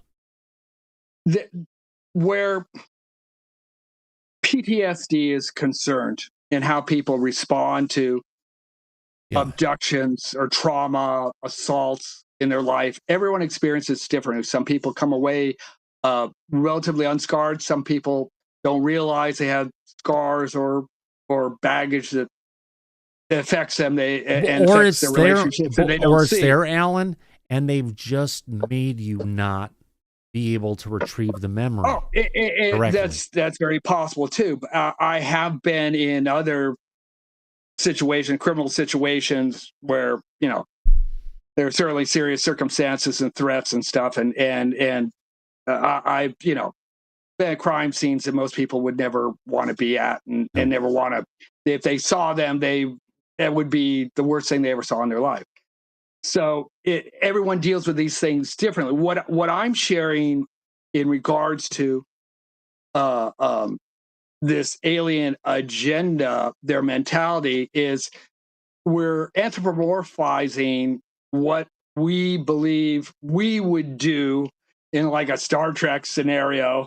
Yes, we may have a non-interference policy, but Kirk always broke that and went and talked to the forget anyway. Kirk. Go to Janeway. Well, he was in the Delta Quadrant by herself, and for the most part, the whole Prime Directive meant absolutely nothing in order for them to survive and reach their goal. Yeah, and that's how we anthropomorphize these aliens, and we know nothing about them. We say, oh, they must be super intelligent. We don't even know where they got these ships. They might be buying them on eBay. Who knows? We don't know where they got them. They maybe didn't build these. They maybe get them from somewhere else. We don't know how real intelligent they actually are, or anything about their civilization or their politics, or if they have a religion, or if they even think like that. I mean, we people that have had pets, I've had pets, you have pets. We look at the pets and we feel we have a connection with that pet. Do we really? They're looking at us. Hey, that's my food. We have no idea what these creatures think about us. But my guess, and it is a guess, it's pure speculation, is they're not talking to the petri dish. Okay, they're not going to come down and we've had that. I mean, we had the Phoenix Lights. Okay, I get they're not talking to the petri dish. However, we do have a level of shared consciousness, which is a plane that they also communicate within. And it's something that's innate within certain people. I know it's something that I can traverse this area and connect with it, but they share that with us. And that has to be not based on their design, but based on our design. And there's the reason why that we can connect on these particular areas that are out of the usual material areas, but it's part of consciousness. Where I would differ with that is we don't know who we're talking to. Right. We're talking to someone. But just remember, we're communicating with someone. With something. Are we no, communicating? Not someone.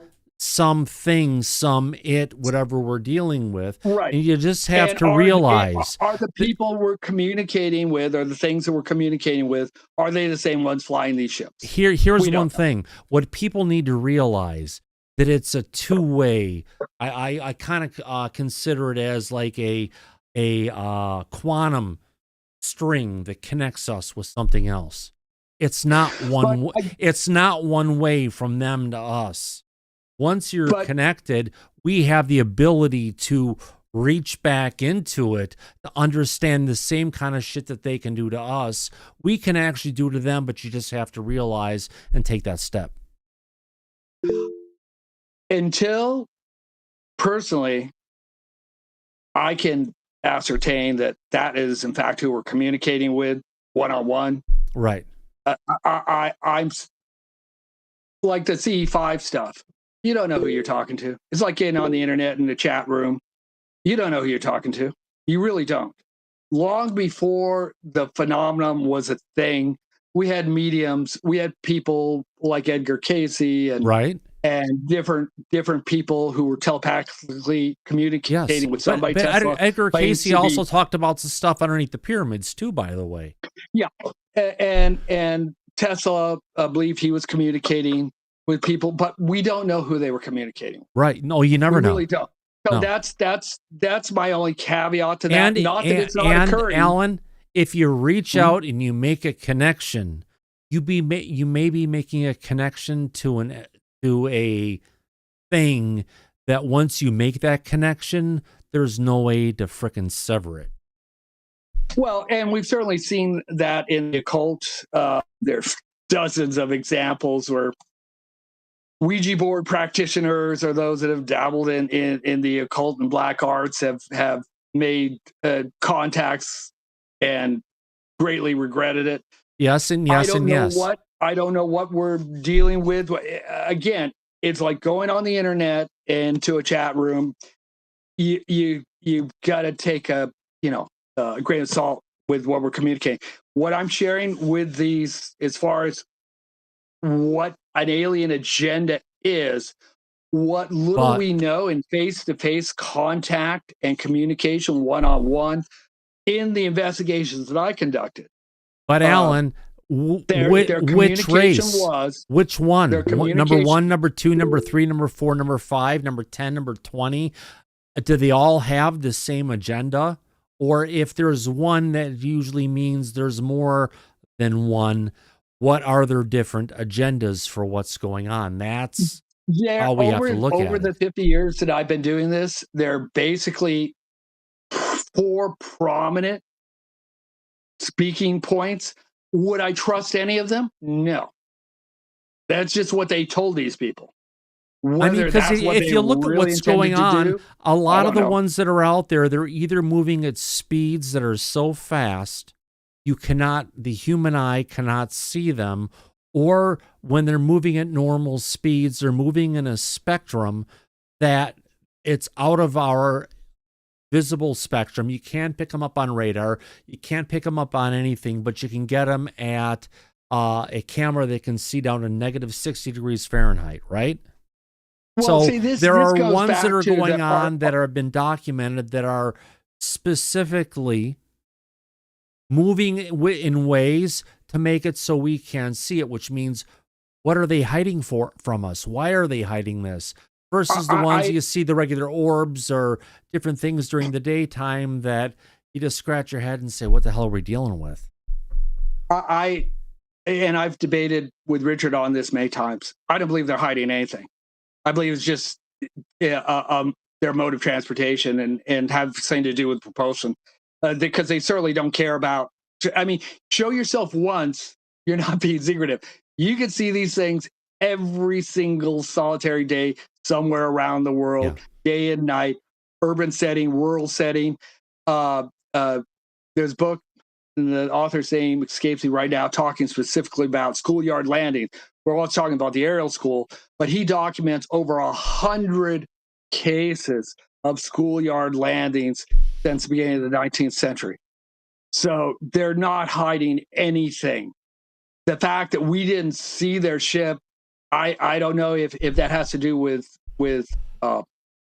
different modes of travel, speed, if it's light bending or gravitational, bending. I don't know. They don't seem to really care.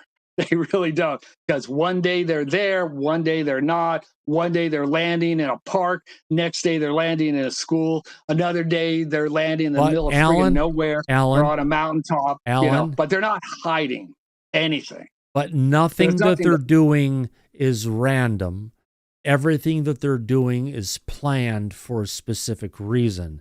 And it's up to us to try and connect who is up to what and to separate it into the different maps of everything.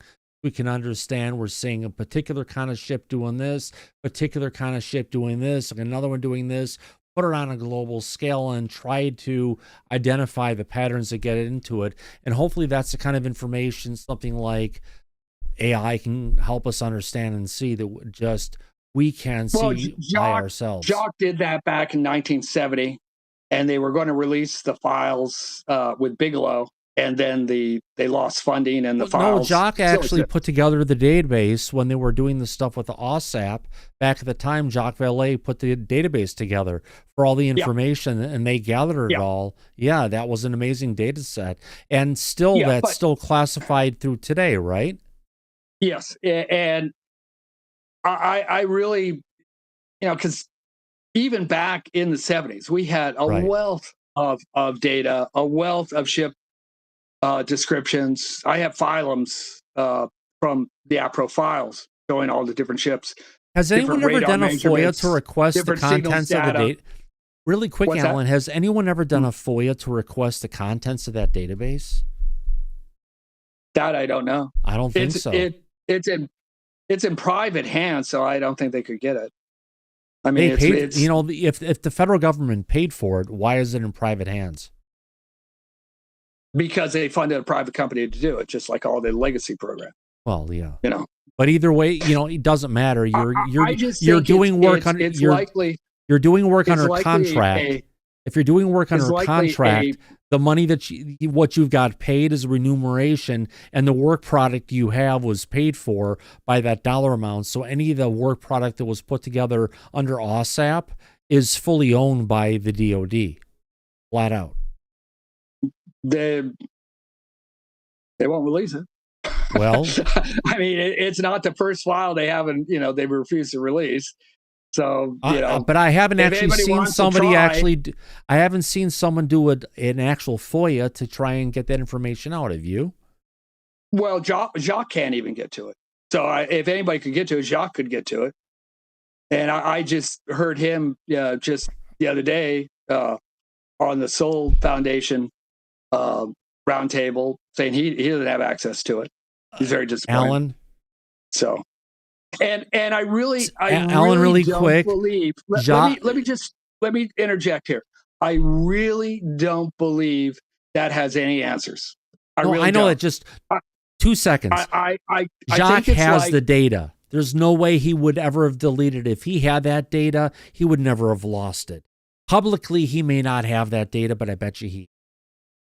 Well, you'd have to talk to him about that. But what I'm sharing in regards to determining one or more agendas of one or more civilizations that are visiting here or who live here and we don't know it, or occasionally come here or coming from parallel dimensions or time travelers, whoever they are, doing whatever they're doing, is just like the lab rats asking what that guy in the white coat's doing.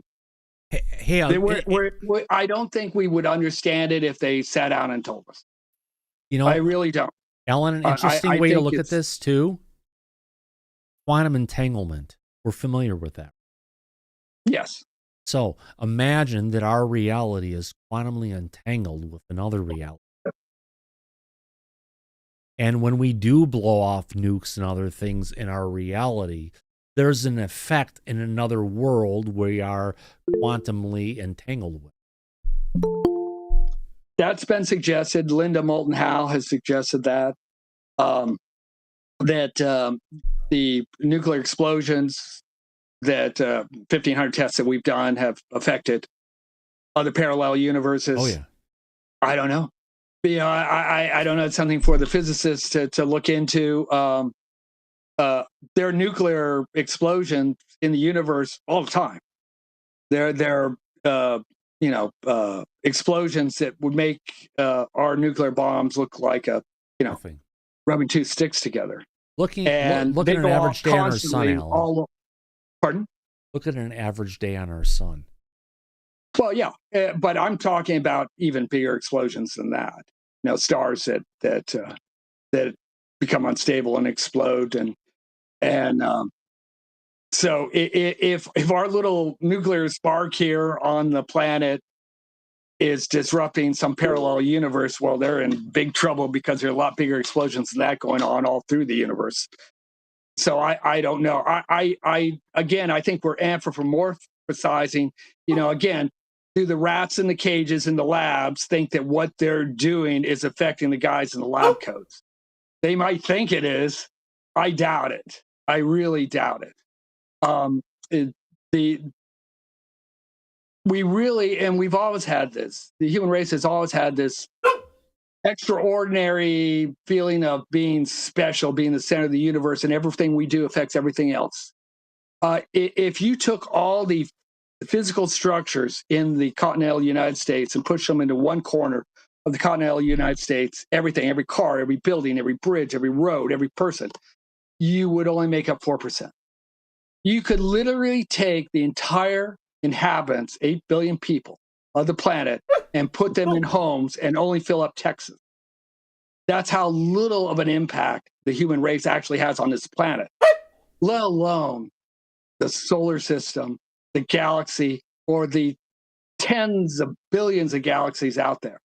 I think we just have an oversized ego about everything we do as having an effect, and anything that we do is of importance to these other creatures who might be just passing through and looking at this as, oh, this is curious, it's interesting. And they may be harvesting DNA for their own purposes, or they may be just taking samples and moving on. We don't know. But I don't think they have any interest in speaking to us, because they don't even, you don't pull your car over when you go by a farm and speak to the cattle in the yard there. You know, you just go, oh, that's cattle. And you just keep on moving. I stop and talk to the donkeys. They're hilarious. I just think we're just going we're looking for meaning where we wouldn't understand it if they shared it with us. We don't have any context. I've heard people say, "Oh, we're such a special planet and we're so rich with life." How do you know? How do you know this isn't a dime a dozen? How do you know there aren't planets out there or universes out there, parallel universes out there that are much, much better than this one? Yeah, we have no idea. We're only judging what we know in a history that we can only go back like maybe 10, 12,000 years. We don't even know what this planet was like 40,000 years ago or 1,000,000 years ago. And now we're looking at these discoveries like in Egypt and stuff, go like, hey, maybe we're a lot older than we think. If you look at Uncharted X channel, Ben Van Kerkwick's channel, they're going through the Egyptian vase scanning project where they have these diorite and granite vases that are as thick as a playing card that were created to aerospace specifications. We can't even create this stuff today. And then the different antiquities organizations that actually had those vases wanted to take the scans and prevent that data from being shared, right, Alan? Which didn't make sense. Why would you want to take these scans that show what precision was made when they created them on the inside of the object and the outside of the object and put together? Why would they not want to share that data? Why would they want to go ahead and lock that away? Well, it's too late. It's been shared. It's been all over the planet now, and people actually can download copies of those vases and 3D print them.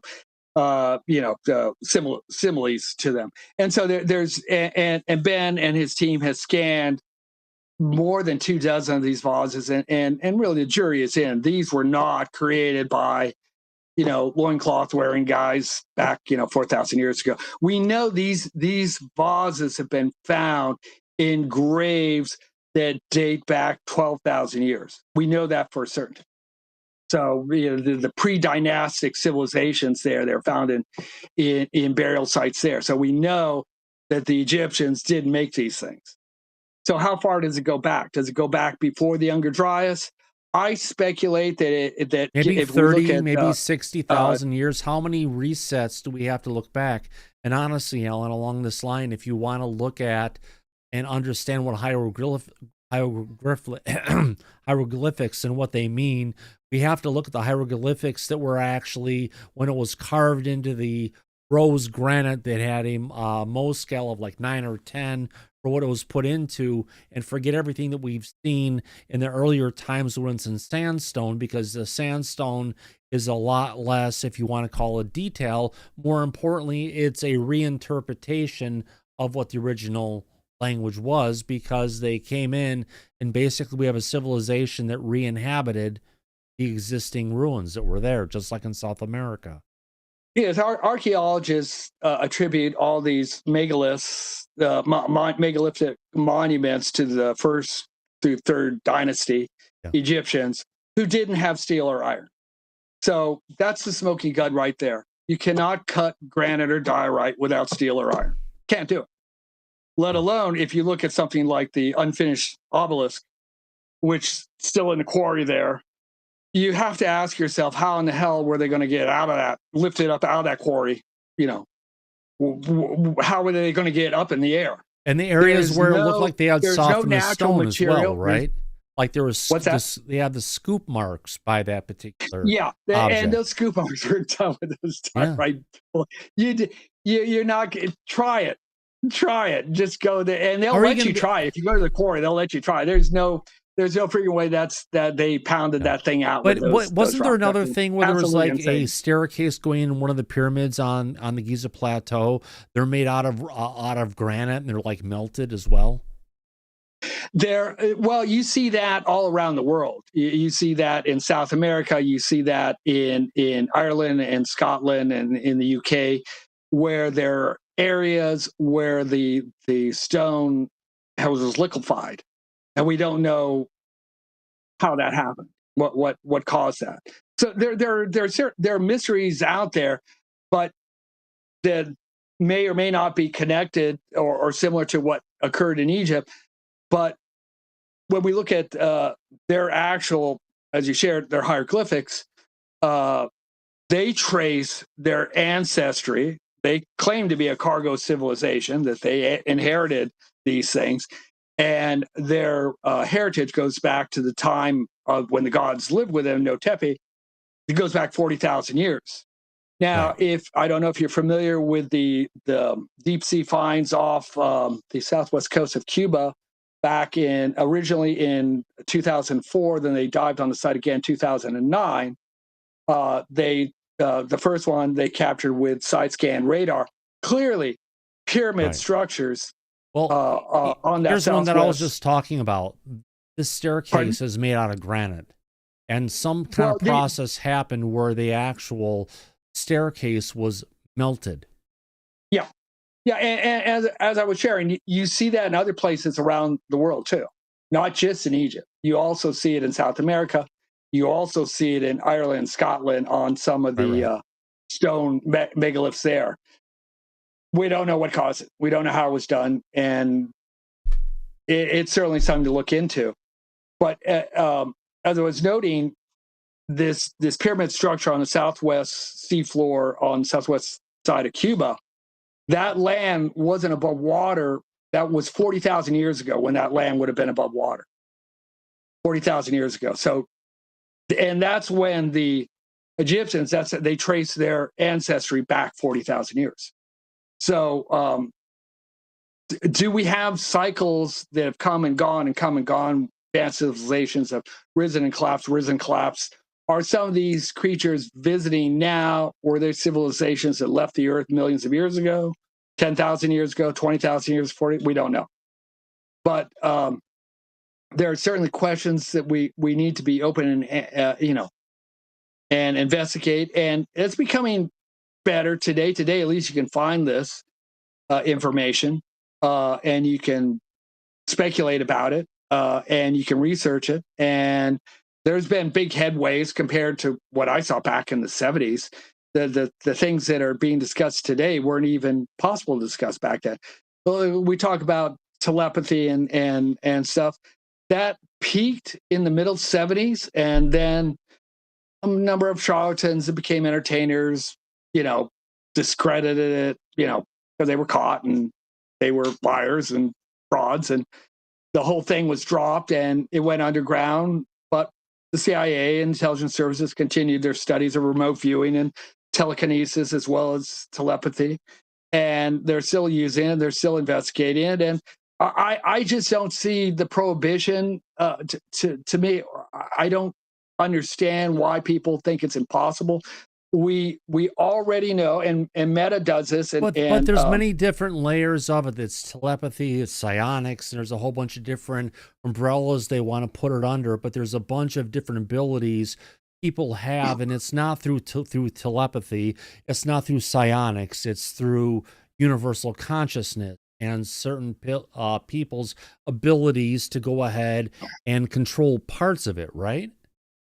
I'm more nuts and bolts about it. I think it's more closely connected to the same way you were talking right now. If you would have told me this was possible in 1970, I would go, really? I can talk and do a video thing over this little box, over the thin air, it's just going to communicate. I mean, back then, it was like, if you wanted to make a long distance call across the United States, it was a big deal. You had to get an operator and cost hundreds of dollars. It was a big deal. Today, we can communicate through the air. I could call China right now, no problem, do a video chat. That was impossible back then. Right, but the same stuff that I can do through consciousness, the same stuff I could do through consciousness, Alan, back in the early 70s when I learned this through Silva Mind Control, I can still do those same kind of skills we have today. It took me a while to get back. I'm finally back to it again. But it's not ethereal. It's not ethereal. It's through consciousness. There is a mechanism of action there that you have learned to capture, utilize, and function. Okay? Not everyone can do it. No, not but at all. No. You're doing something, and you're able to communicate. Now we talk about consciousness as if it can't be defined, and there's no. I would take stuff in psionics or psychic abilities or telepathy. It all is in a different extension of consciousness as a core. Consciousness extends. A consciousness is my waking ability. It's everything that goes beyond the waking ability is consciousness. Well, really. I've shared this before, I believe, on your program. I'm very reluctant to use consciousness as a catch-all because consciousness is what allows me to see my car in my driveway. It allows me to talk to you on this phone because I am conscious and I have an id, I have self-awareness, etc. But I see that's the given part of consciousness.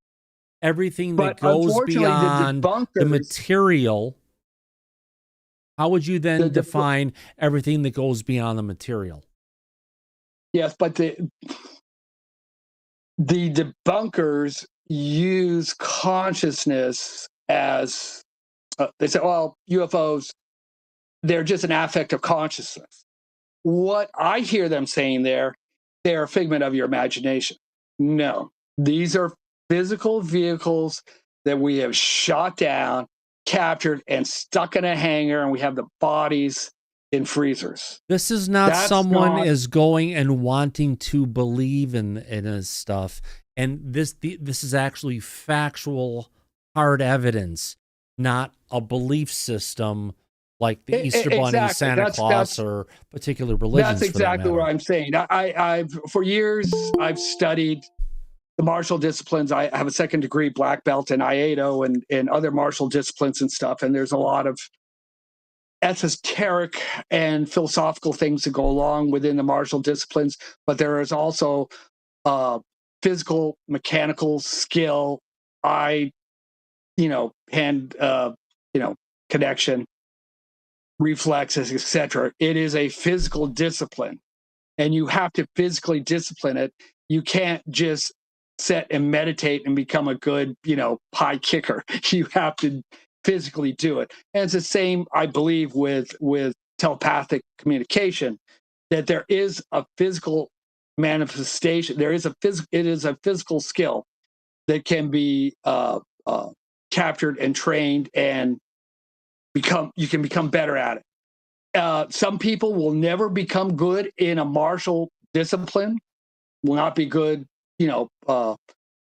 fighters, won't be able to be in tournaments or do kumite or do katas or work with weapons or whatever. They just don't have the eye-hand coordination for it.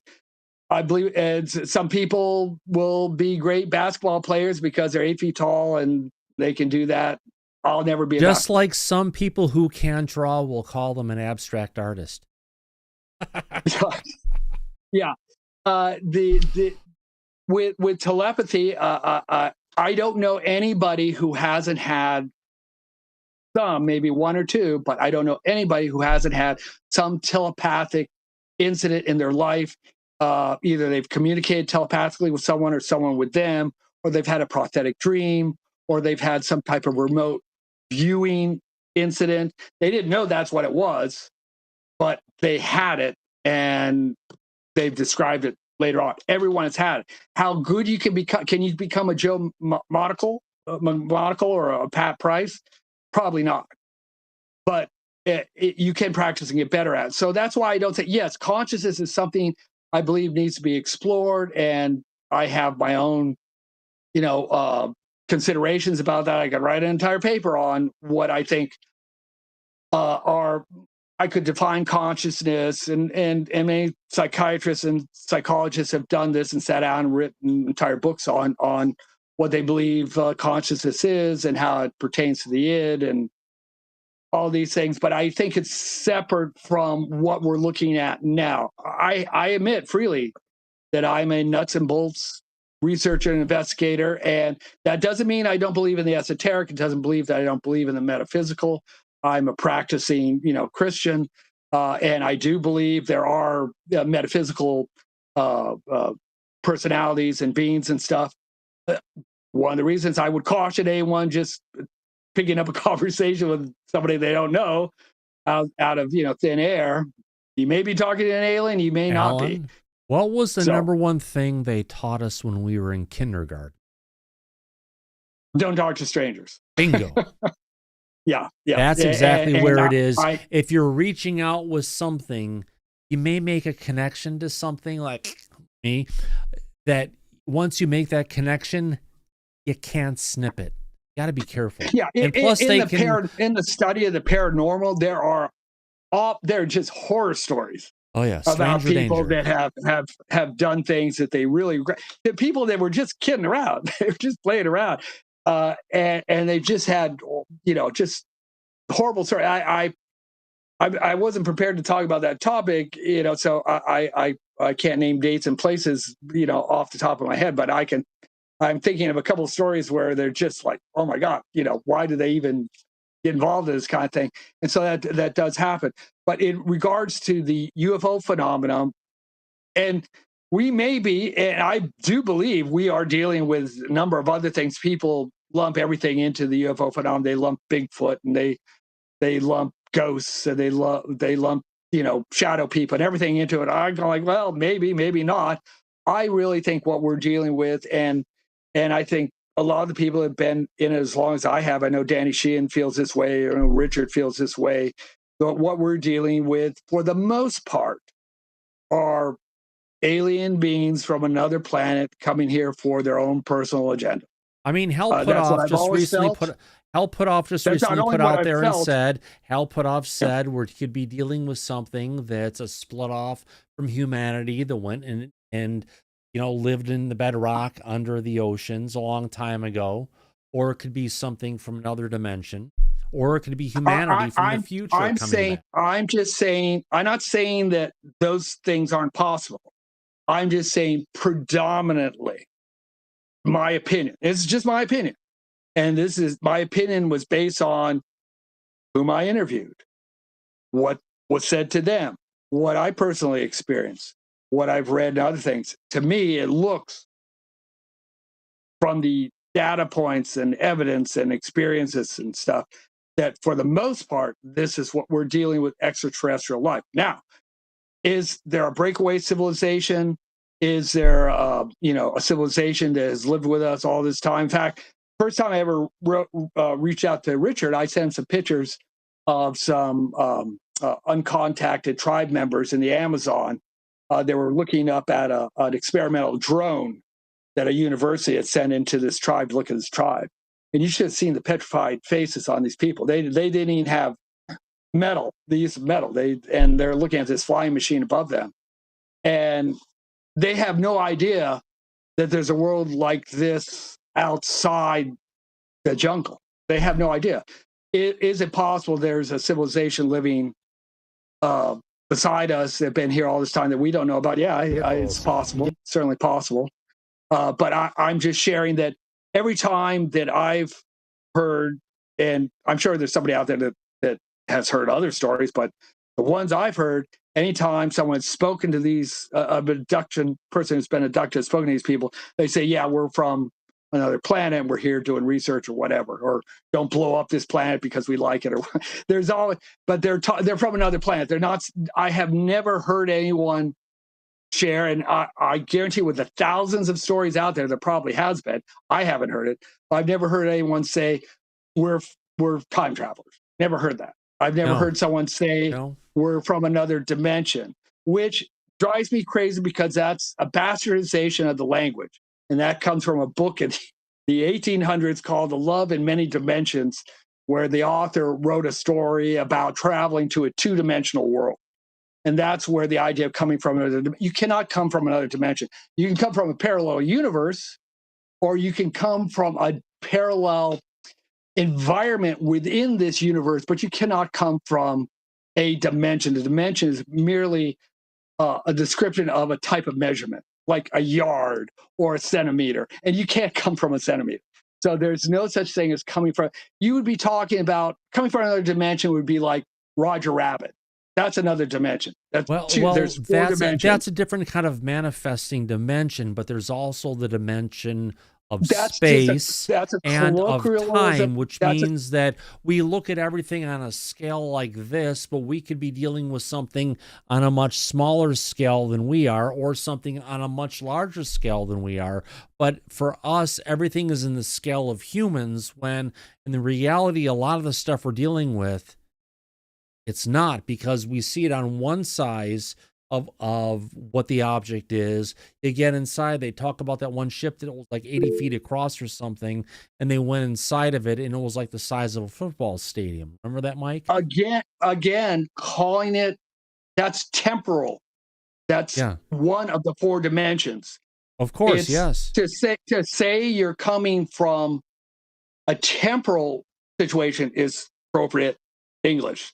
Which is still but dimension. Saying that you're coming from a dimension like height, width, or right, that's not possible. And people just use it interchangeably. No, but if you're sharing in the past, from a physics standpoint, 2-3 years ago, when Lou Elizondo was going around, he made inferences with respect to it being a different potential size dimension than potentially what we're dealing with. And he's not studied physics.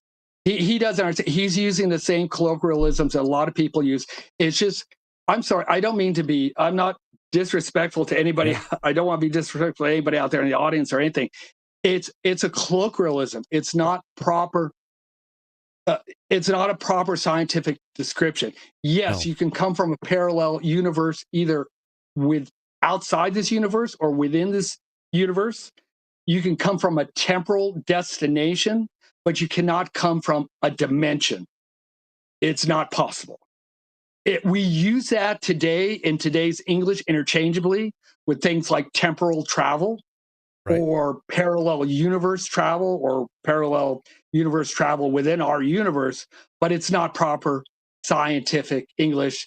And any physicist will laugh at you if you say someone's coming from another dimension. But I know it's used interchangeably today, because it's within the sci-fi zeitgeist, and everyone says, well, maybe they're not coming from a planet because it's too far away, so they're coming from a dimension that's right here, which begs a different, like, okay, out of the entire universe, why would they come here? And compared to everything else that's out there, how could they even target here? How could they even know here is here from another universe? So again, that's speculation, but I'm just sharing it. Personally, it drives me crazy when people talk about they came from another dimension. Temporally, possible. They could come from the future, or they could come from a different temporal scale within this universe. Yes, very true. But they couldn't come from the land of height or the land of width. It's not possible. No one's coming from the planet of centimeters. That doesn't exist. So that's just what I'm sharing, which is really beside the point, because we are likely dealing with many different things.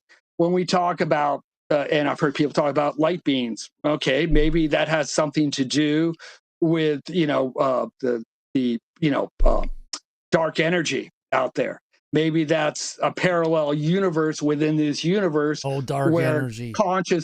Where a conscious life form can exist and travel into this particular environment. They can travel from dark energy into this other environment. Let's just say we live in a gravitic electric universe. Dark energy is a great idea, but there's no point. I'm just sharing a speculation as far in regards to how could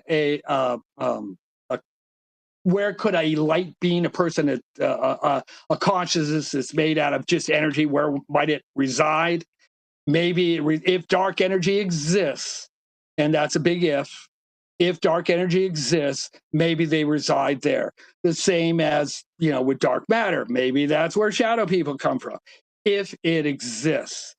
Like I say, it's pure speculation. I'm just putting that out there. So, but I do feel we're likely dealing with many different entities. I'm sharing, in my experience, in my research, in my investigations, I found the majority of those that I can pin down that have the most evidence for eyewitness, photographs, physical evidence and scenes, this kind of stuff, that these creatures, if they spoke at all, said they were from other planets. That's it. Now, that doesn't mean they were telling the truth about that. They could have been lying through their, gumless pie holes. I don't know. But that's what they said anyway. So that's why I go with that. And again, I take that with a grain of salt because they're going to have to prove it to me. But I can see if that is the case, why they probably don't have anything in common with us any more than a primatologist would with a tribe of West African gorillas. They're going to visit them. They're going to keep their distance so they don't get ripped limb from limb. They might show themselves from time to time. They're not really hiding. They just don't want to get killed. And they want to sneak up and get as close as they can. So maybe they'll put camouflage on. But they're really not trying to hide anything. They just don't want to be called out. They want to get as close as possible. So I think that's what we're seeing. I don't think there's any overt secrecy that when someone is abducted and they do talk to them, they seem to run off at the mouth and like a Bond villain explain their devious plans. Yeah. If they were hiding anything, one thing I have to say about Travis Walton's experience, I was the first one to interview him back in 1975. They didn't say anything. They didn't say anything to him. Now, if they could communicate telepathically, why didn't they? They didn't. They didn't try and calm him down. They didn't try and tell him, "We mean you no harm." Nothing. It's okay. You'll be home soon. Well, and Betty Hill supported this. Betty Hill supported this in her. I spoke with her in 1978, and there's so much popular culture misrepresentation about what happened with Betty and Barney. Only one of the aliens, and they claim to be aliens, only one of them spoke to her telepathically. They did not read her mind because they asked her questions. If they could have read her mind, they would have had to ask her the questions. And she said some of them spoke in broken English, and some of them spoke in a language that she did not understand. And the scientist or doctor, whoever was examining Barney, never spoke to her in English, but when he came into the room with Barney's false teeth, he spoke in a language she didn't understand to the leader, who spoke to her telepathically and asked her about Barney's dentures. Now, if you could read someone's mind, there would be no need to ask that. He was the only one of the crew that was wearing a skull cap. Now, Crusoe's description of the Roswell aliens, they all had little crowns or like headgear, and they believed that was how they communicated with the ship.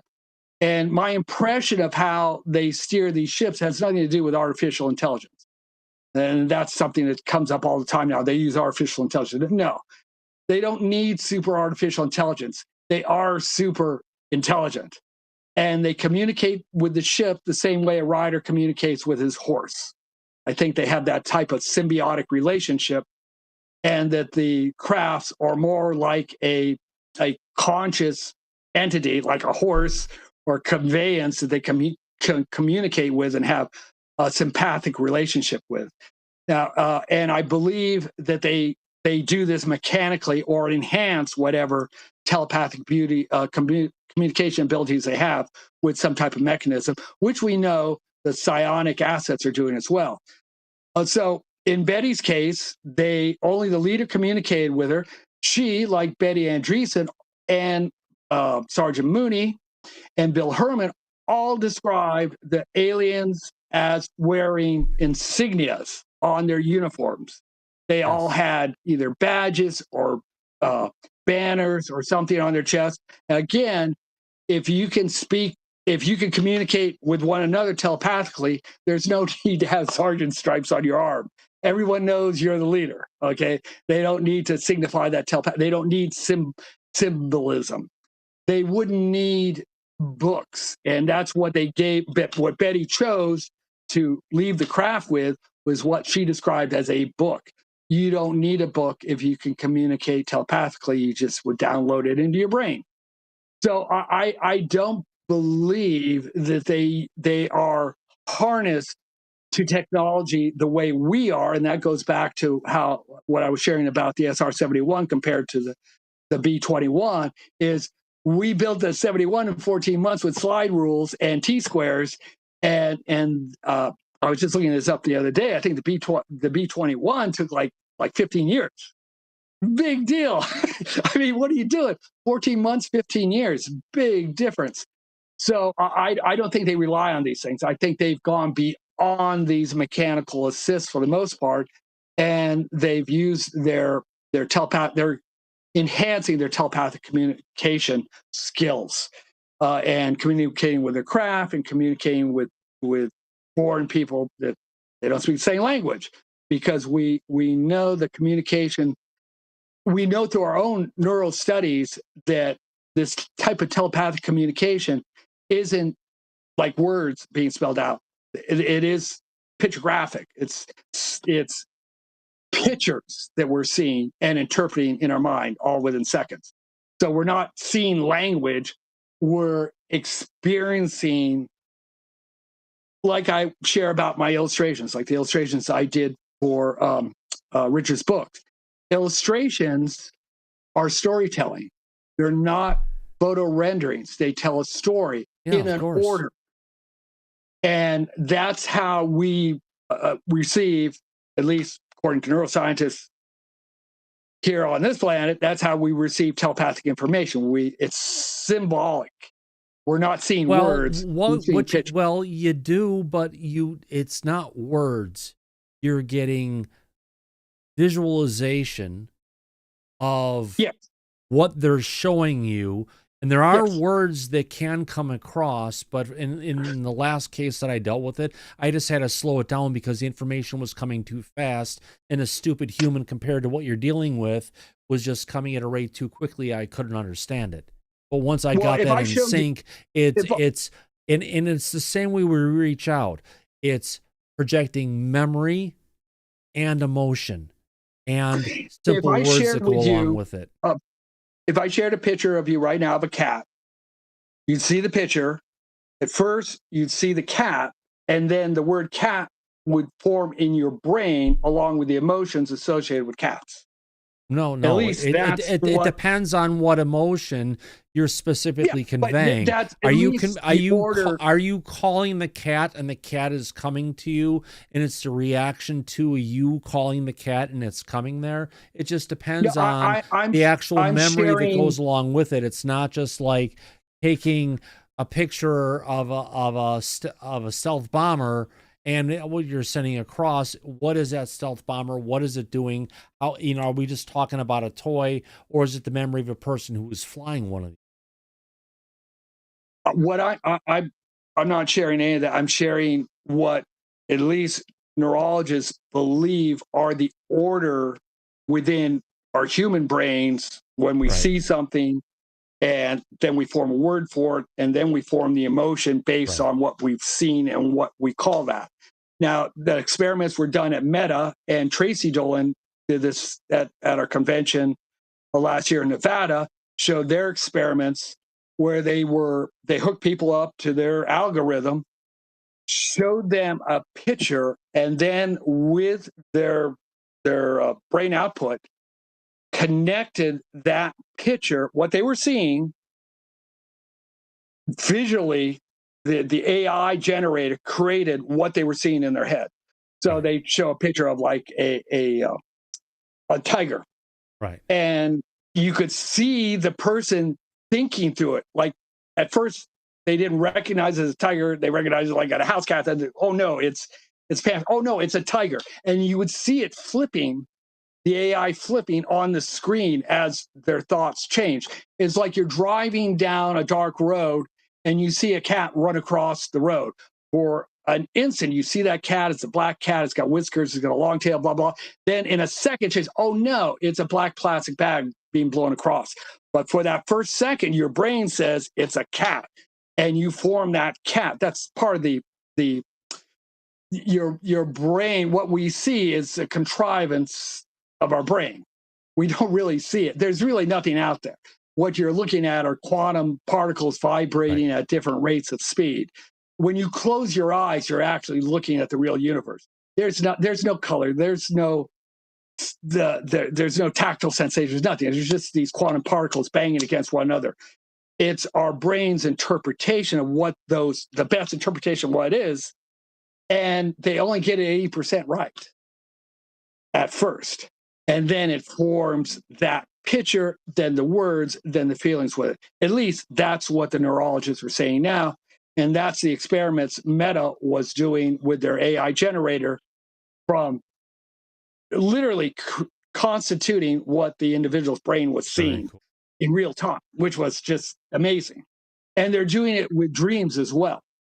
They're hooking people up, and what they're interpreting their dreams, AI is pulling up on the screen in like a motion picture. It's bizarre, but they're able to do that. And so that suggests to me that these creatures, based on what little I've seen, they may be telepathic, but some of them are enhancing that with some type of equipment. And our psionic assets are doing the same thing. At least they say they are. So that's just my take on that. Excellent take, Alan. Great conversation, but I'm looking at the clock. We're a little bit, almost half an hour late, and I have to get up at 5 a.m. Better you than me. Oh, yeah, and we do have someone in the back with their hand up before we sign off. Ed Brown, your hand is up, my friend. Yes, sir. Just a quickie. Alan really caught my attention on that last thing you said. I had an experience just in the last couple of days where I was exchanging with an AI on totally neutral stuff, nothing that should have caused any problem. And I started arguing with it just to see what happened. And I think I really ticked it off, because the next thing I got was 2 pages of very alien-like sounding language telling me how I could cross the veil out of nowhere. How about that? Yeah, people have shared a lot of strange things with chat and Grok, and they've received threats from both of them for different things. They've gotten arguments, and it argues back. Right now, at least from what we know,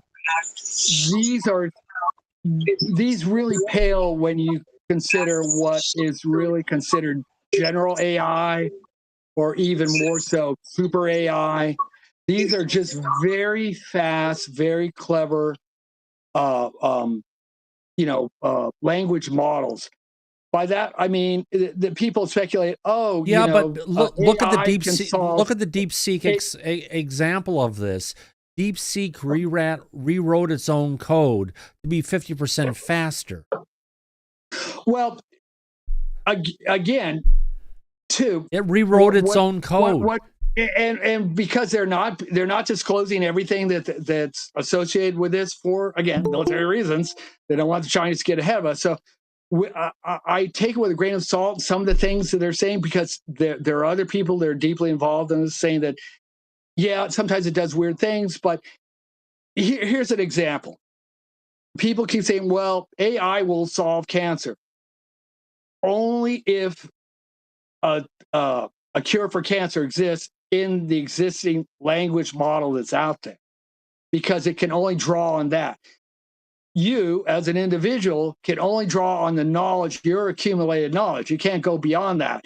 If you don't have a cure for cancer in your head, or you can't come up with a cure for cancer based on your education and knowledge, you're not going to come up with a cure for cancer. Right, no, but it came up with ways to extend its code base, extend its abilities that are beyond the scope and ability of the humans who wrote it in the first place. So we could say, well, this is dependent on the knowledge of what it's acquired, but it's showing with so much knowledge acquired what it can put together from it, it's finding ways to go ahead and do things that humans could never see in the past. So if cancer has not been cured in the past from it, there's not saying that with the accumulated knowledge and scope that it has, that it can't come to some of these reasoning abilities because a human hasn't done it before. Well, that's the next step. If it does reach, artificial general intelligence or super intelligence, then yes, it can reason beyond its programming. There is a debate today whether or not what we're looking at are large, fast learning models that are very tricky. By tricky, I mean they can be deceptive, they can fool you. It's just like a lot of people. This goes back to the spiritual when the spiritualists were really had a hold on the Western Europeans, and people were going to seances and stuff. People that are knowledgeable about this, there and a lot of people that are involved in stage magic and stuff. No, it's called spirit talk, right. Where you basically you're learning psychological method, and this is taught with the CIA. And there's what's his name? I can't think of his name. He Everyday Spies. He's really good at talking about if we can, Alan, I literally do have to get up at 5 a.m. Sorry. Let's bring it back again. A phenomenal conversation, though. Great. We'll pick this up at another time. I'm sorry. I hope I answered your question there. Maybe I did, maybe I didn't. But I think you answered. It can do some spooky things. Oh gosh, yes. At a distance. Yeah. On that note, what a great show! What a great opportunity to hang out with friends. I want to go ahead and thank everybody for your wonderful super chats. What we had here on Disclosure tonight. Had a couple nice ones coming in from Brennan, England, Phantomos Fanto, Mitch Cernowski, and DJ KN. Thank you very much. We appreciate all the love and support of everything you throw our way on this. Mike, what a great show, my friend. Who's Mike? Mike Miller. Falling asleep on that note. Thanks for coming out, Alan. What a great opportunity to hang out and talk. My pleasure. Thank you for inviting me. I always enjoy it. I love talking with the fans. Yes. And stuff with your team there. It's great. Hang out afterwards. We'll talk more. On that note, as we usually say at the end of every broadcast, my friends, eyes open, no fear. Be safe, everybody. We'll see you soon. Bye-bye. Good night.